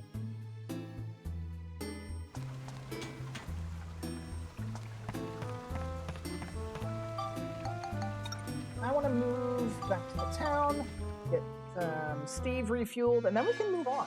However, before we go to the next floor, I do want to talk to Donnie, because it's usually good practice right before the boss of a chapter to check with Donnie to see if he has any other scoops for you.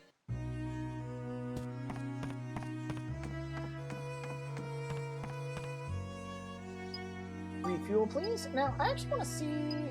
Upgrade the core. Do you have anything useful in your shop right now? I don't think you do. Let's see, we have an improved core, which gives us more capacity for upgrades. We have a shield kit, which is effectively the potato pie for the ride pod. It increases its defense. The higher your core level, the more of these you can add. And the voice unit, which is a complete waste. It does nothing but give the ride pod a really annoying voice. So I opt not to get the voice unit because I personally can't stand it. It's a nice little callback to Steve the Talking Slingshot, but at least with Steve the Talking Slingshot, you didn't have to listen to the exact same audio clips over and over and over again that aren't particularly helpful. So, yeah, I'd say just pass on the voice unit. Alright, Donnie, got any scoops for me? Okay, he doesn't have any. He comments on the ones that we did get, but he doesn't have any. So we're good to go.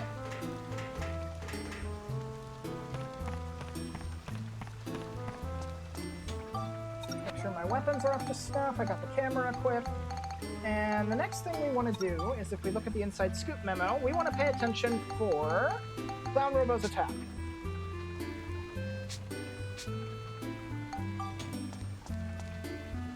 So we'll want to be on the lookout for that.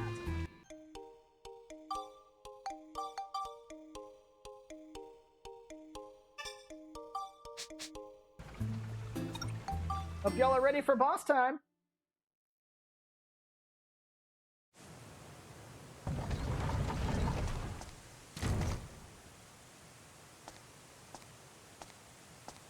Oh, wow.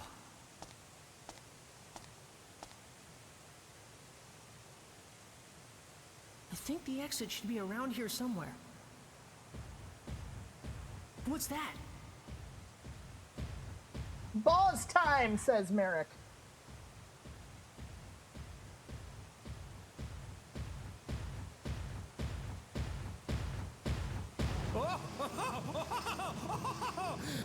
Shall I put a stop to this game of tag we've been playing? There he is! Here we go! It's showtime!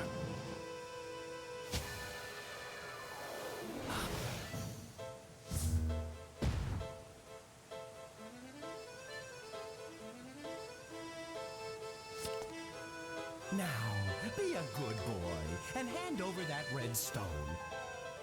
Otherwise, you're gonna make Mr. Flotsam very, very angry. So angry, he might even kill you! Don't you get it? Okay, so despite the fact that Flotsam actually got like a boss introduction card, he's not actually part of the fun. I told you once I'm not handing this stone over. Just give it up already. Ooh, I wouldn't cop that attitude with me if I were you. You'll live to regret it! Nobody likes evil, crazy clowns.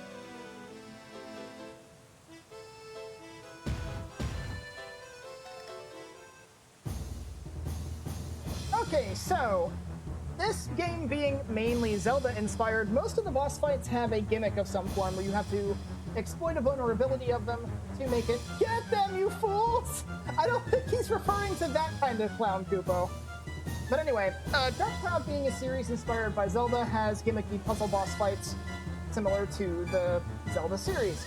You have to use a specific item or tactic to expose a weak point, attack the weak points, you'll actually do damage. So in this case, we're going to be using the throwing mechanic. Now, we don't actually want to damage the robot just yet.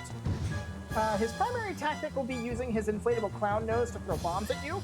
You more or less just want to keep moving while he does that. And one thing we're looking for in particular is we're looking for an attack where he'll reel back and open up one of his eye sockets.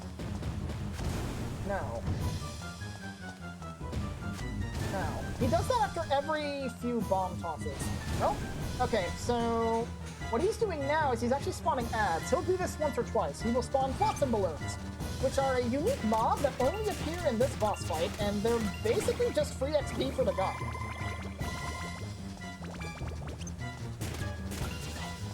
I've seen him potentially do this twice, but usually he only does it once. Now, you want to be careful after you kill the last one. You want to make sure you get moving, because when he lands, he can crush you.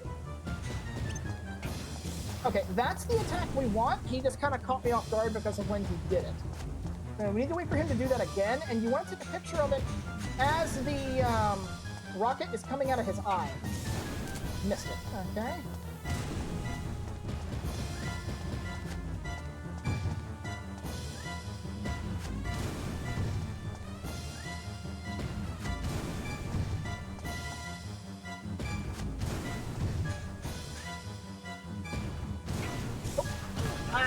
I exited the camera instead of snapping it.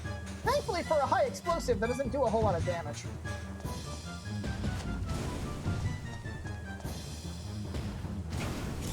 Got it.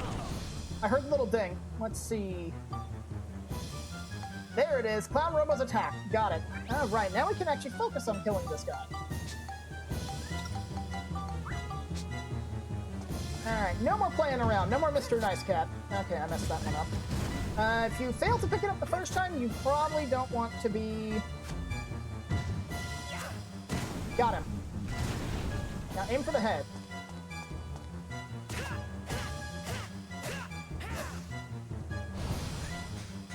Now you want to be careful when you're like hitting his head like that, because sometimes he'll follow up instead of jumping away. He'll follow up by smashing his two front hands down. That's that. Yeah, if he gets up close to you like that, you want to run, because he might try and crush you. Missed. You have to get it like right under his head for it to count. Now you also want to be careful.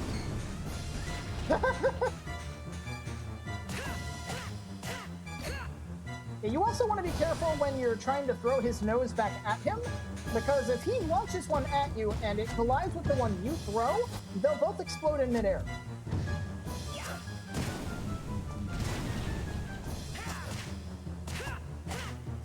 Got him.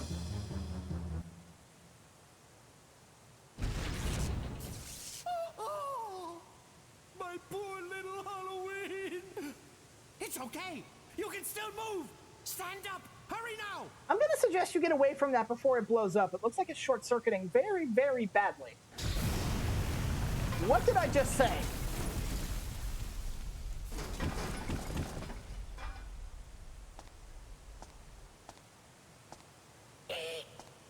Huh? Huh? Heave-ho! Heave-ho! What's that? Phew.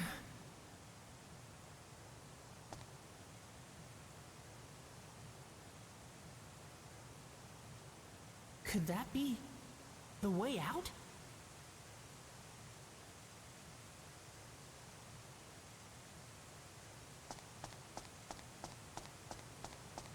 Yeah, it wasn't too bad. Usually takes me more tries than that to get the scoop, but we got it. We could... might as well. Leave, heal, save, do the normal thing, even though this is a non-dungeon floor we're about to move to. Another unique thing about the underground water channel is it actually has an exit. Most dungeons are actually one way, with only one way in, one way out. This one's actually a tunnel with a entrance and exit. But we fought the boss, we got the scoop, we can save in full confidence that we haven't missed anything yet.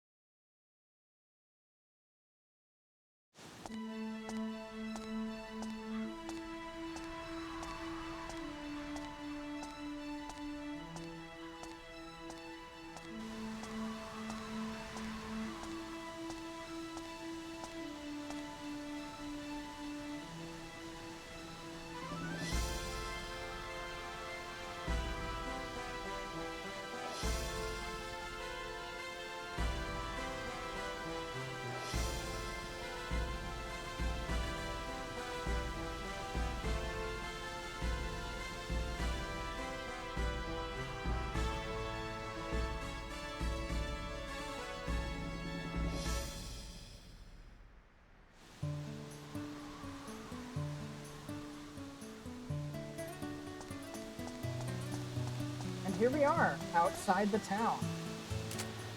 Now, can I get that sunset? The sunset actually is... Okay, we got waterfall. But the sunset actually is something you can get a picture of for an idea. I don't know if I can get it. No, because the waterfalls are in the way. The waterfalls are in just the wrong position for me to be able to actually get the sunset. It's gone now. Oh well. Can we get the pipes? No, that just counts as a waterfall. I know we can get a picture of this. This is Iron Bridge, I think. Yeah, Iron Bridge. You can get a sunrise and sunset here if you're lucky. You can also get a picture of the moon. Now, before we progress much further...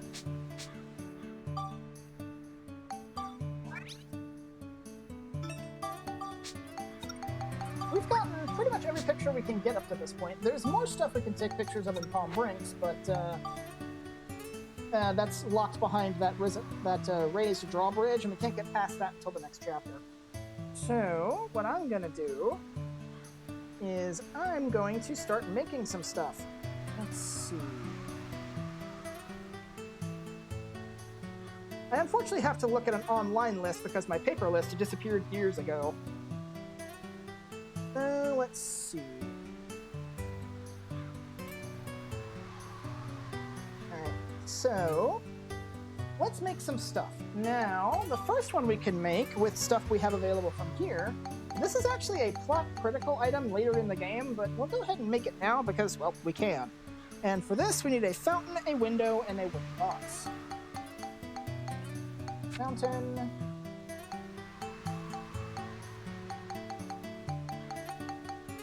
Window, wooden box.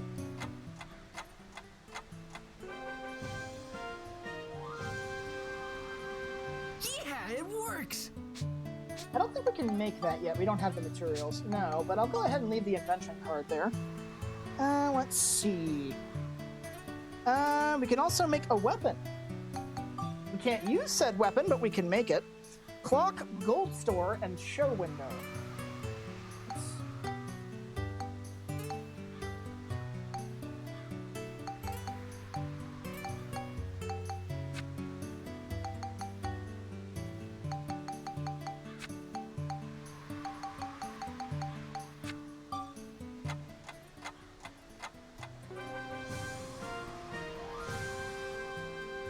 Say cheese. The Bandit Brassers. We can't use that. That's not a weapon type Max can use. Let's see.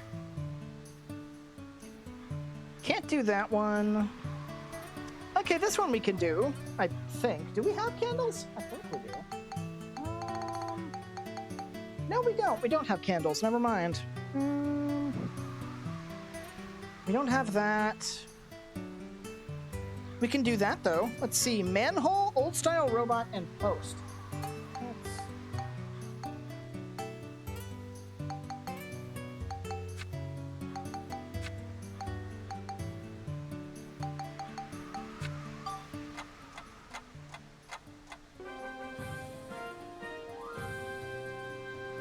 Say cheese. I don't know why they let us make this, considering this is the default weapon for the ride pod, but there it is.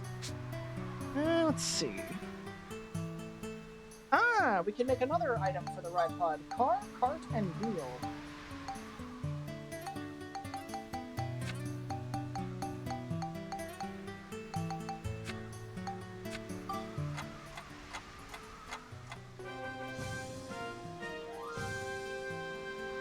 Say cheese. That is a ride pod leg part. We can give our ride pod tank treads if we want to.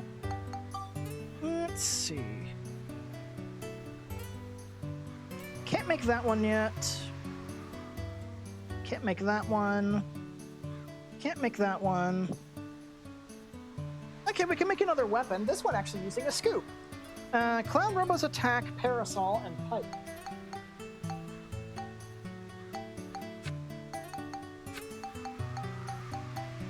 And scoops are all the way at the bottom.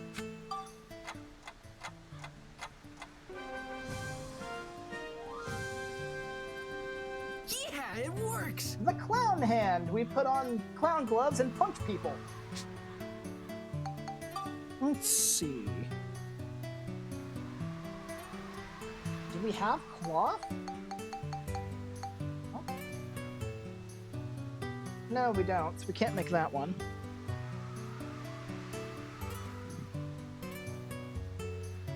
Ah, now we can actually make a new energy pack. Let's see, we need a barrel, a belt, and a tree. Oh, I have barrel in here somewhere. There it is.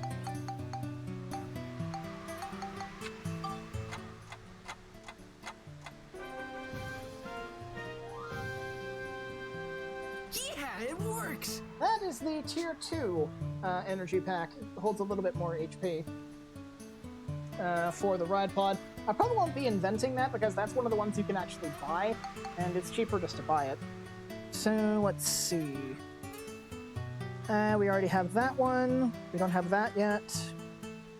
We don't have that yet. Don't have that. I can actually make some more footwear because I have a picture of the moon. So let's see, I need the moon, a shield, and a belt. Have a good night, guys. I'm going to try and get some sleep. You sleep well, Star. I know your internal clock's screwed up, so you try and get some rest, okay? Let's see. And I need a belt.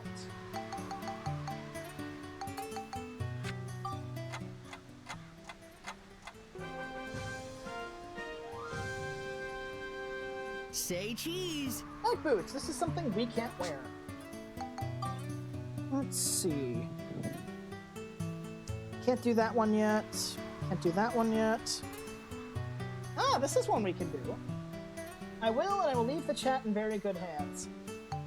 I'm glad to see he trusts all three of us. Let's see. So for this one, we need bottle, fountain, waterfall.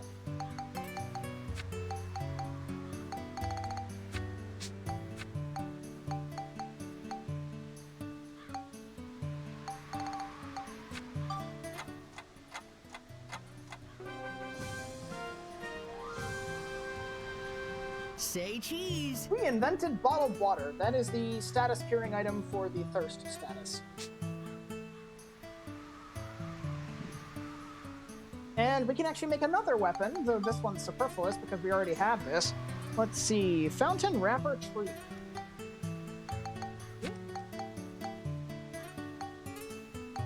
Passed over the R's. Yeah, there it is. Wrapper.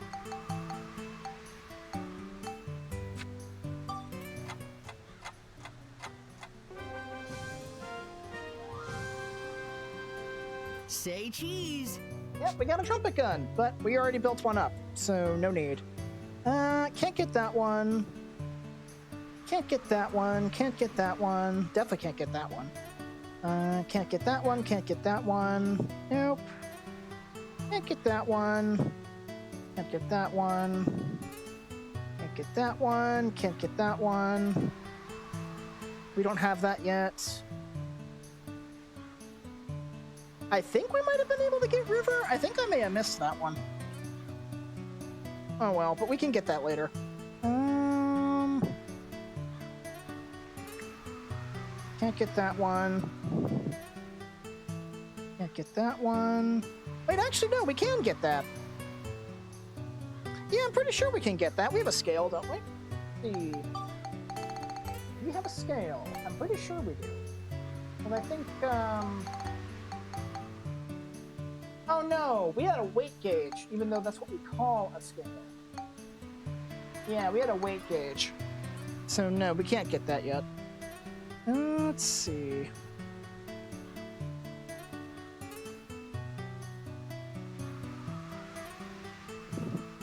Can't get that, can't get that. No, can't get that, can't get that. Can't get that. No, no. Can't get that. Can't get that. Can't get that. Can't get that. Can't get that. Can't get that. Can't get that. Can't get any of those. Can't get that. Can't get that. Definitely can't get that. That's late game. Let's see. No. No. Don't think we can get that yet. We don't have one of those yet. No. I think we can make that. Barrel post work robot. Let's see. Oh, we don't have a work robot. I thought we did. Oh no, we have an old style robot. Okay, never mind.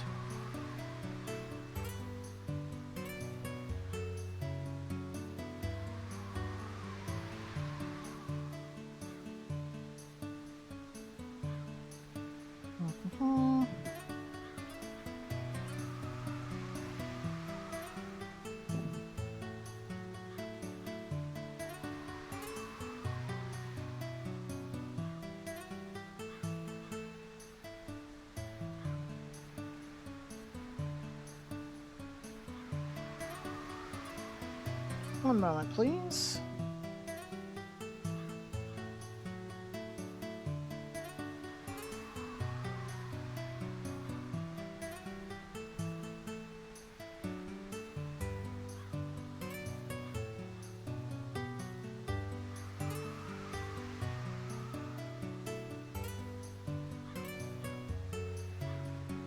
We have a fireplace? I don't... No.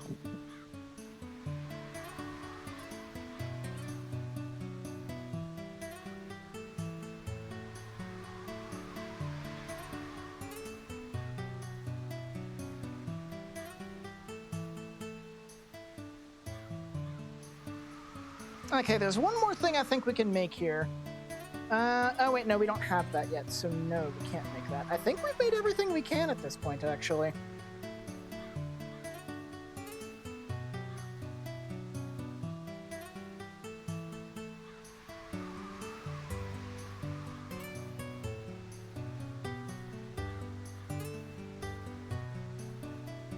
Ah, here we are. That's what I was using. Okay. Let's take a look. I think we've made everything we can up to this point. Yeah, because we don't have that yet. Already made that one.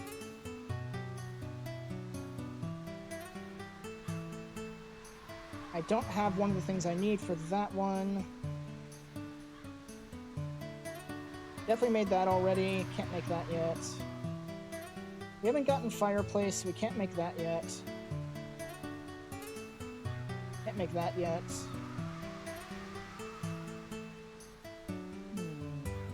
I'm just trying to be thorough here, so apologies if this is taking a while. We just made that one.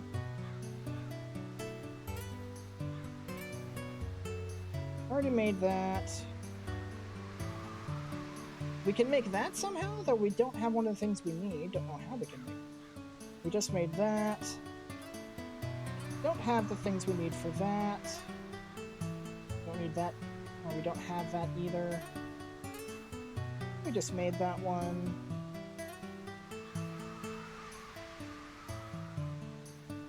We have to do that one as part of the plot. We just made that.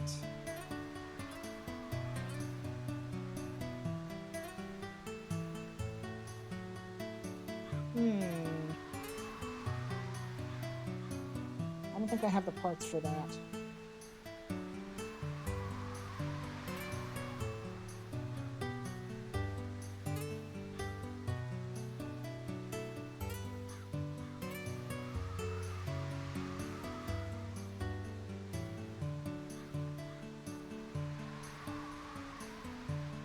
Just made that one. We've made... Oh, we actually can't make that one yet because we don't have the things for it.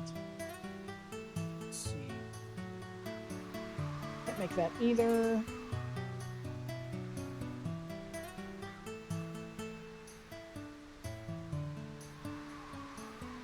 Make that yet. We just made that one. Okay. I think that's everything we actually can make at this point, because anything else that we can supposedly make in this chapter, we don't have access to the photos we need for that. So, yeah, we're good to go.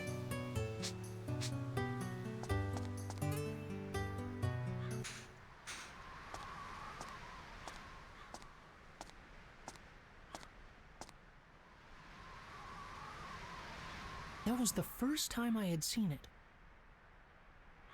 The sky that reached so far away, so far above, the most beautiful thing I had ever seen. But I was yet to realize that great changes were happening in the world.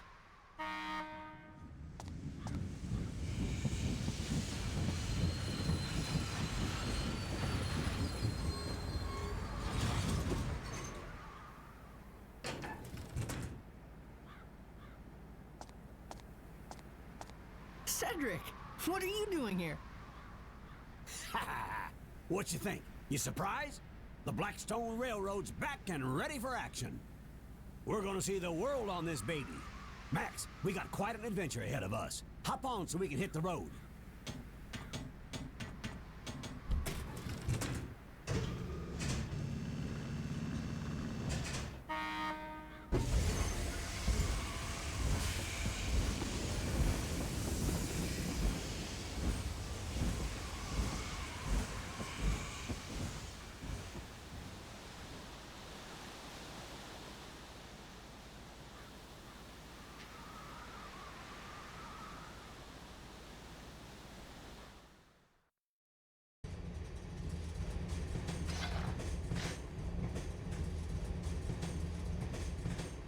All right, listen up, Max. This is what I found out from Need. His story was pretty far-fetched. It was 15 years ago. Something terrible happened in the world. What exactly happened? You don't need this letter to tell you that, do you, Mother? Listening to Cedric's story, at first I was surprised. But as I listened, I slowly started to understand exactly what it was that was happening around me. 15 years ago, the world was laid to waste, and all that remained was the town of Palm Brinks. Our enemy, the one who destroyed everything, was a mysterious ruler. His name? Emperor Griffin. We still don't know why he did this, why he destroyed our world. The reason that he did not also destroy Palm Brinks was because of a stone he believed was hidden in our town. Yes, the stone I'm wearing right now. Griffin's henchman, Flotsam, threatened the mayor and made him search for the stone. And that's why, when he found out that I had it, he wanted to catch me so badly. The world laid to waste, the elusive overlord Emperor Griffin, and the strange stone that everyone seemed to want. With this mysterious puzzle, my adventure began. What the? It came from outside! Max, that ladder there leads to the roof of the train. Go check it out. Gotcha. Never mind that you three are the adults and the qualified engineers in the room. No, send the 13-year-old to do it.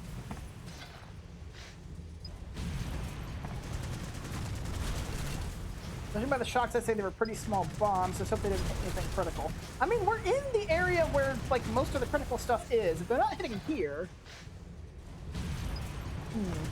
Anyway, we want to save here.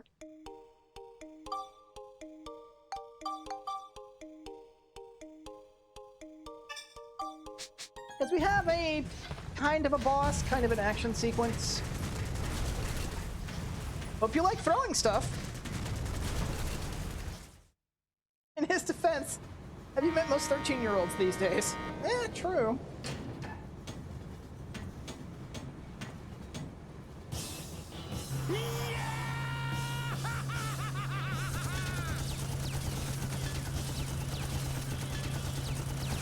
Not him again. Ah, it's like he's stuck to my boot. Max! If we don't do something fast, we're in serious trouble. Time to fight back, son. What's he gonna do? Fill the passenger cars with broken glass? That's an easy clean. Not like he's hitting anything vital. Sounds like a good idea, but how? All the vital stuff's up where we are, and he ain't shooting at us. Here, use this. I like how this just has bomb written on it, as though you couldn't tell what it was just by looking at it. So I throw this? Yep. You toss it, and I'll grab another one. Just keep tossing them. I'm not so sure if this... Alright, I'll do it! Bullet holes are not an easy fix. They probably aren't, but the thing is during this fight, Flotsam will just constantly shoot at the train car, and for some reason, shooting non-vital parts of the train will eventually cause it to derail, even though he's not aiming for the wheels or anything, he's aiming for the cars. So I'd like to know how bullet holes could eventually cause the train to derail and crash, when he's not aiming for anything that could cause a derailing. Time to show him who's boss.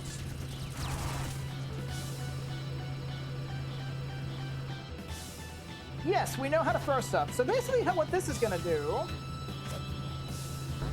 Boom! Ricochet. I mean, again, look where we're standing and look where he's shooting. You have to go through at least 2 different narrow passageways for the ricochet to get anywhere near us. Nice. 2 out of 3. 3 bombs and he goes down. Now, one thing you gotta be careful of is if you misjudge your throw and the explosion is too close to the train, you will hit the train and do damage to yourself. Boom! It's on fire! Do something, you worthless lump! Another thing about this is you can hit him with 2 bombs at once if you're really, really quick. Most of the time, however, you will throw 1 bomb, it'll hit him, and by the time you pick up and throw the second one, he'll have already jumped away.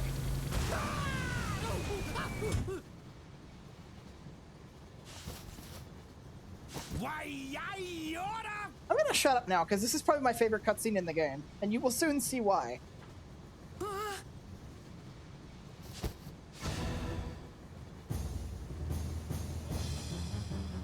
This doesn't look good, Max. He's gonna blow himself up along with this whole train. What? Lob another one of those bombs at me! Come on now! Do it! Oh no. Hey, mister! Don't you ever give up? You're starting to look pretty pathetic. What's this? Another little brat? Oh, I see. So you want to die too? Sure, why not? Let's go, punk! It's time to burn!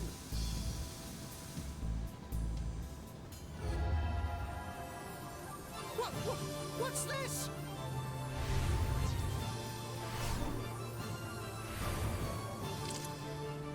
It's you! How did you...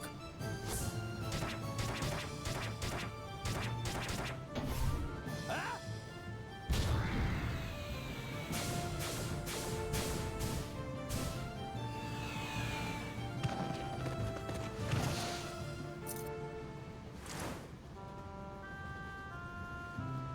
So that was how I met Monica. Even though it was the first time we'd met, I felt like I'd known her for a long time. Eventually, in the middle of the forest, the train couldn't go any further.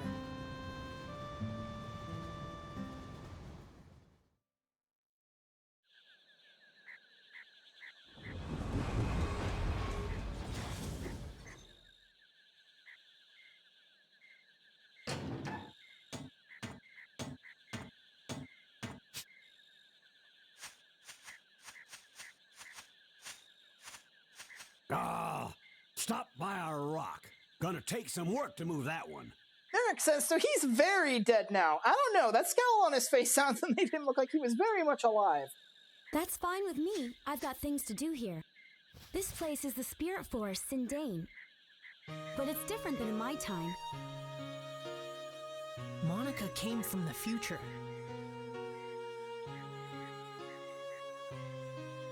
She came to this time to do something very important. That's what she told me. Normally, you wouldn't believe time travel was possible. It's crazy, but this was only the beginning of our unbelievable adventure. The real surprises were still ahead of us. If we could restore the Great Elder's origin point, he could tell us who Griffin really is. The origin point? Yes, an origin point is where something begins. Like a flower, you first have to plant the seed in the soil before it will bloom. In that case, the action of planting the seed is the origin point of the flower. In that way, the flower is the history that springs from the origin point. In the same way, all things that happen in the future have their origin point in the past. But if that origin point is changed, the results can be terrible. And that's what Griffin has done. Griffin has sent his henchmen to this time, altering the origin points of my time. And now he is rewriting history as he sees fit. In my time, this forest was where the Elder of the Spirits, Jurak, lived. He was very wise and powerful. His great power purified the forest and gave vitality to all the living things in it. But Griffin erased Jurak from existence. And not only Jurak, all those with the power to challenge Griffin are being erased from existence too. I don't think he'll stop until he's wiped out the entire world. So, someone has to stop him. Even now, my comrades are fighting Griffin in the future. And Max, I need you to help us. So, what's stopping Griffin from just erasing us and having no opposition whatsoever? Huh? Me? Yes, you have to.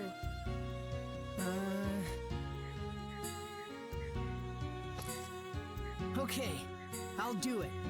A voice-acted bust thou must. We don't even get an option. All right, I knew you would. Guess we're a team now, right?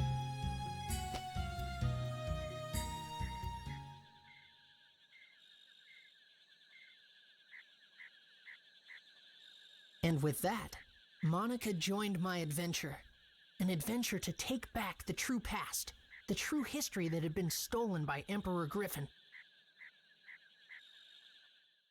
Chapter 2: Resurrection of the Great Elder.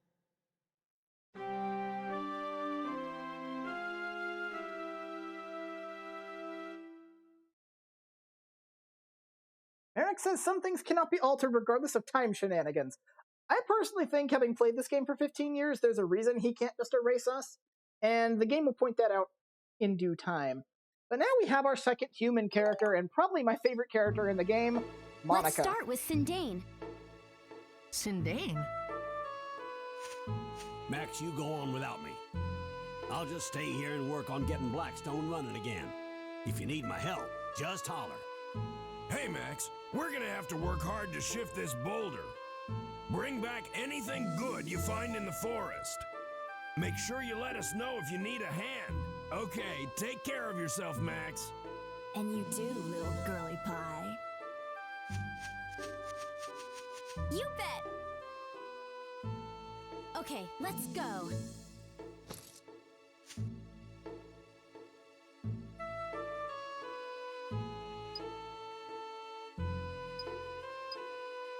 Alright, so that's just explaining how the fast travel works. Now, like with the ride pod, we can go to the character menu and select Monica. She starts with 8 defense and 48 HP, so feel free to use those Fruits of Eden that you find earlier on Max, so that way he's on par with Monica as far as stats go. And I personally like trying to raise their stats equally. Now, as far as equipment draw, Monica, for her melee weapon, uses swords. For her ranged weapon, she uses magical armbands and rings. She is effectively a composite character of Toan and Ruby from the first game. However, unlike the first game, armbands are not stupidly overpowered. As a matter of fact, armbands are probably the weakest weapon type in the game. But they have their uses. So here we actually get the introduction to recruitable characters.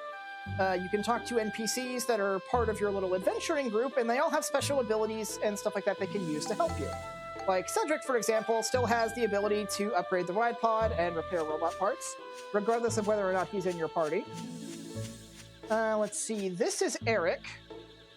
We can buy gunpowder from him. Monica would be classified as a spell sword if this were a tabletop like D&D. What about Max? He uses a wrench and a gun. What would that be, an artificer? And this is Borneo. You can buy, I think, copper ore and silver balls from him. He might sell gold bars, too, actually, now that I think about it. Does he? Yeah, he does. He sells rough rocks, gold bars. Yeah, artificer, I thought so. Yeah, he sells various kind of ores if you want to buy them from him. But each one of these characters has their own passive ability that you can take advantage of if they're in your party. So, as far as active characters go, we have Max, Monica, and the ride pod. Those are the main 3 controllable characters. You can recruit a 4th character that goes in this slot down here, whose only purpose is to supply a passive ability, or an active ability if they have one. Cedric, for example, if we add him to the party, you'll notice he has 64 skill points and various commands that we can ask him to do.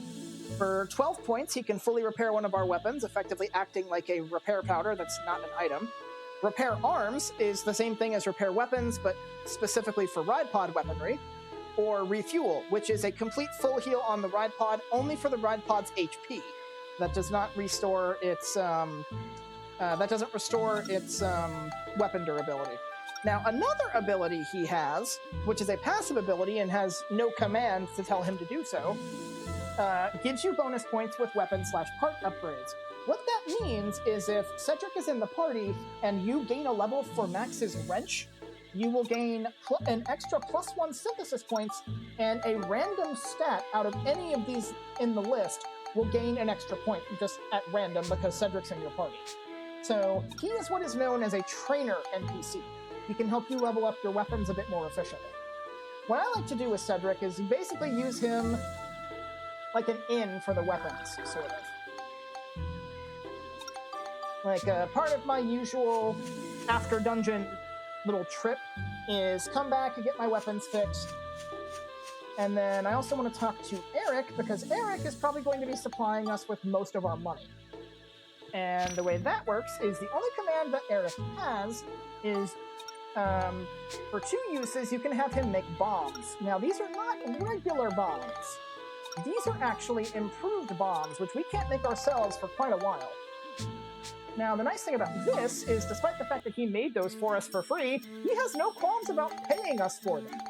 So we can get 6 bombs for free and sell them all for 900 gilda a pop. I also want to go ahead and sell the stone, and I can sell these as well. It'll mean a tiny profit doing that. And obviously, every time I want to leave the dungeon and come back here, I'll want to make sure I get the free money from it.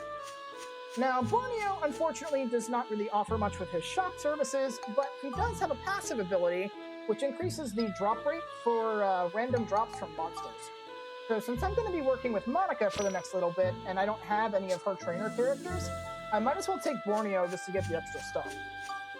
Now, I want to organize inventory here real quick. Armband repair powder is for Monica's ranged weapons.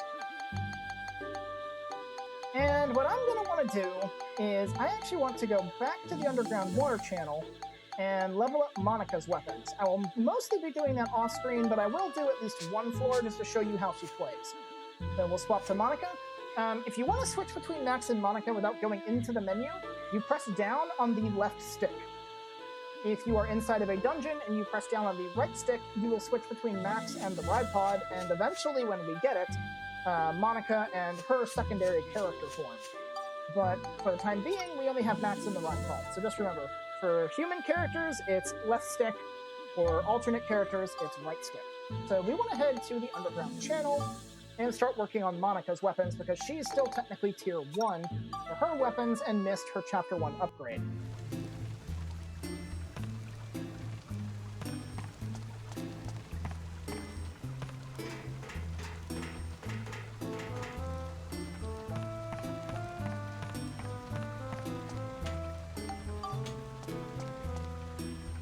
Now, I'll only show one floor with her, because you guys don't need to see me doing this grind on-screen, and I'll do it off-screen for the most part, but this does give me an opportunity to kind of show off the difference between the characters, because there are some very minute mechanical differences between the two.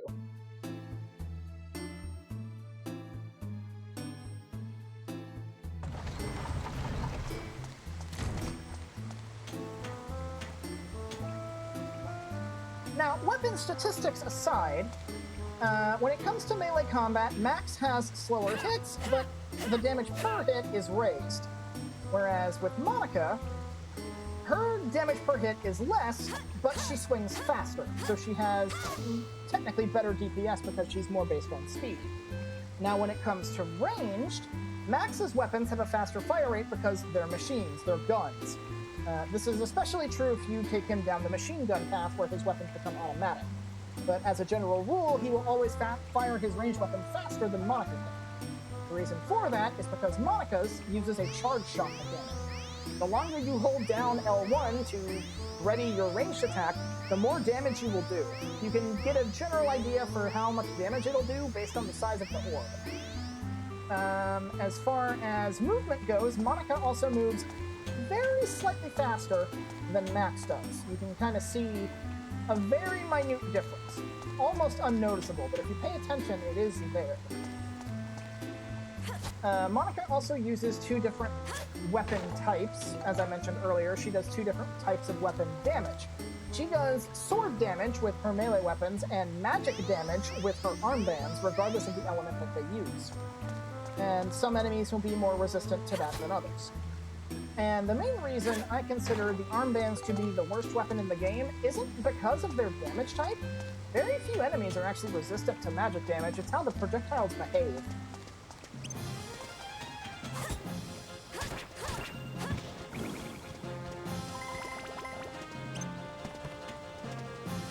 But I want to work on the sword first, so come here.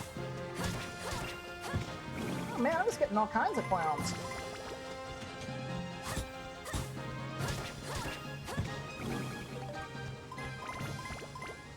So I'll show off the armband's projectile on this rat over here. So we'll just let off a quick fire. Watch how the fireball travels. Okay, so when you fire off a projectile from the armband, it has an arc that it follows before homing in on whatever it is you're targeting. And the nature of the trajectory is dependent on the element of the armband. If the primary element... Oh yeah, I should probably mention that. When it comes to, like, what particle effect you'll see whenever you hit an enemy with elemental damage, or in the armband's case, what kind of projectile it has, whatever element of these 4, fire, chill, lightning, or cyclone, whichever one of those 4 is the highest, will determine the element that the weapon actually uses. So for fire or lightning, what'll happen is it's more or less just a homing curve. It has a wide curve the closer the enemy is to Monica, the further away the narrower that curve becomes, until it's effectively a straight line.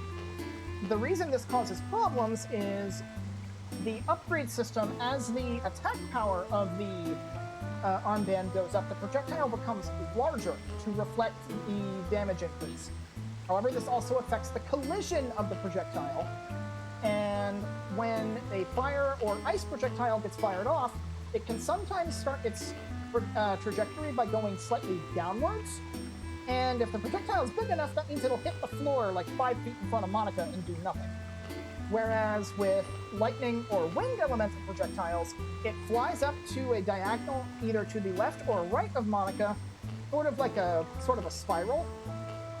It'll go up and to the left, up and to the right, or like just straight to the left or straight to the right at a slight down angle before curving inwards and then homing towards the target, which will almost never hit the floor.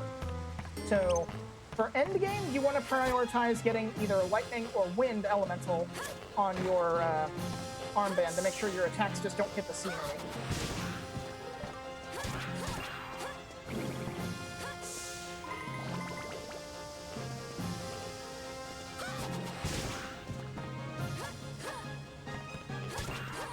Yeah. I'm lucky this guy just didn't decide to knife me in the back.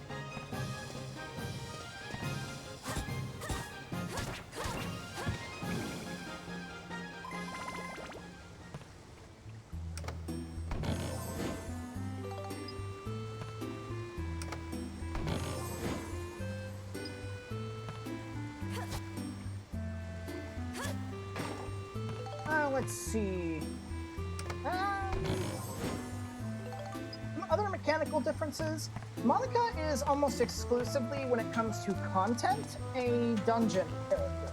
You can use her outside the dungeon if you want to, but for minigames and some side quests, you have to be playing as Max, because they are specifically something that Max would be interested in, and something that Monica really doesn't care about.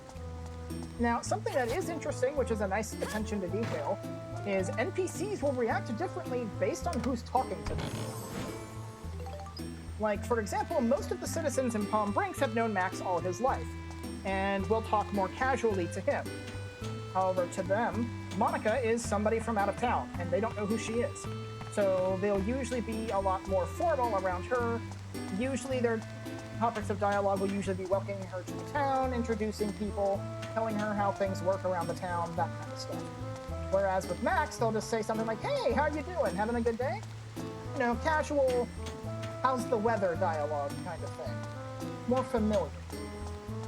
And there are some characters who will only offer you side quests if you talk to them with a specific character. Most of the time it's Max, but Monica does have a few.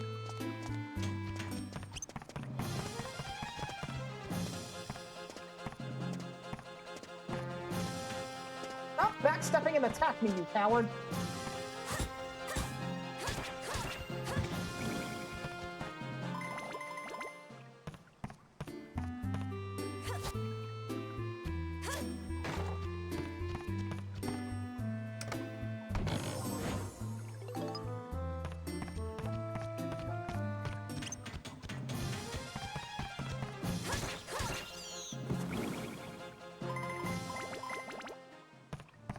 Now you'll notice I'm doing more damage to the rats than any other enemy. That's not just because of their stats.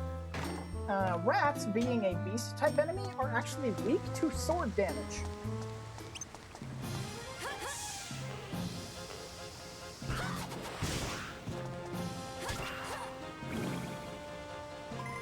So, generally speaking, you want to use swords on organic stuff, and anything that's got like a hard shell or is a machine, you want to use wrenches on.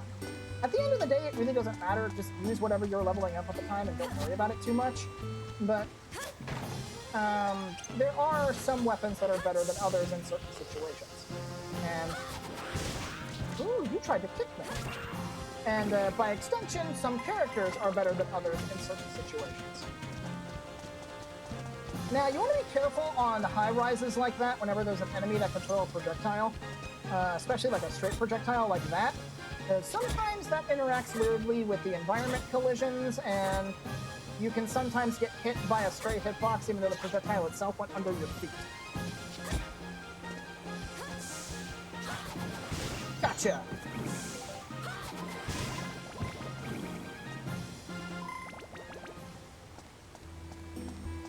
What else we got here?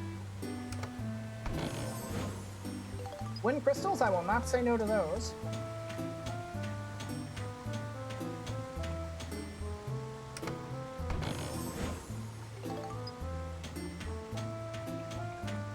Pretty small floor.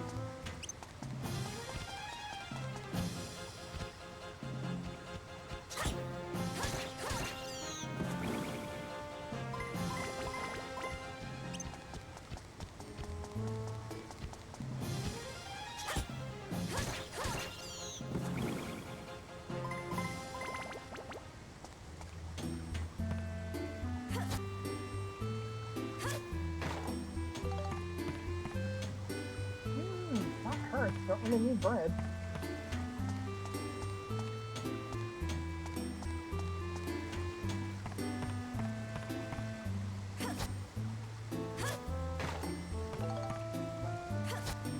I'm definitely not poisoned, so an antidote drink's not needed.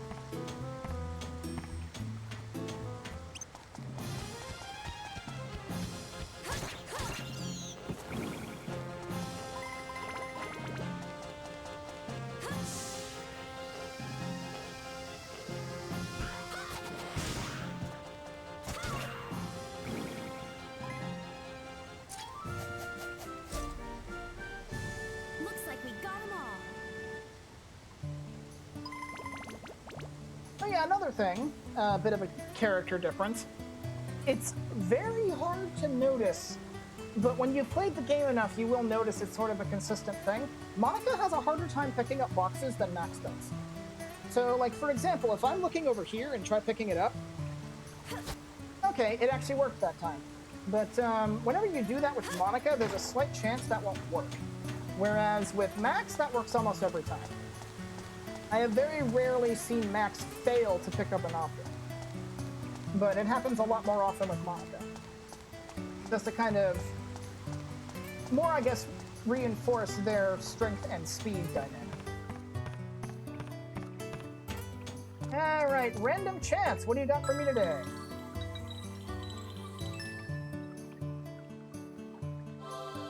Angel again, 3 for 3. I will get the devil eventually. ABS bonus to boot. Nice.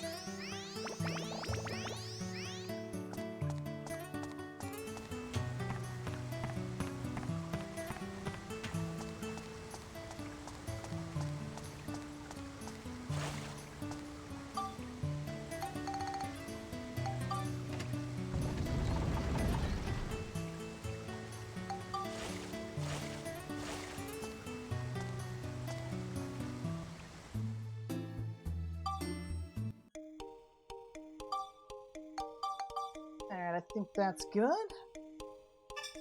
Alright. So, I'm gonna call it here, because I am getting a little sleepy, and the next little bit's just going to be me getting Monica caught up to speed, which I can do that off-screen, that'll be fine. So, I'm gonna see if there's anybody worth raiding, and send you guys their way. If not, we'll just call it here. Let's see.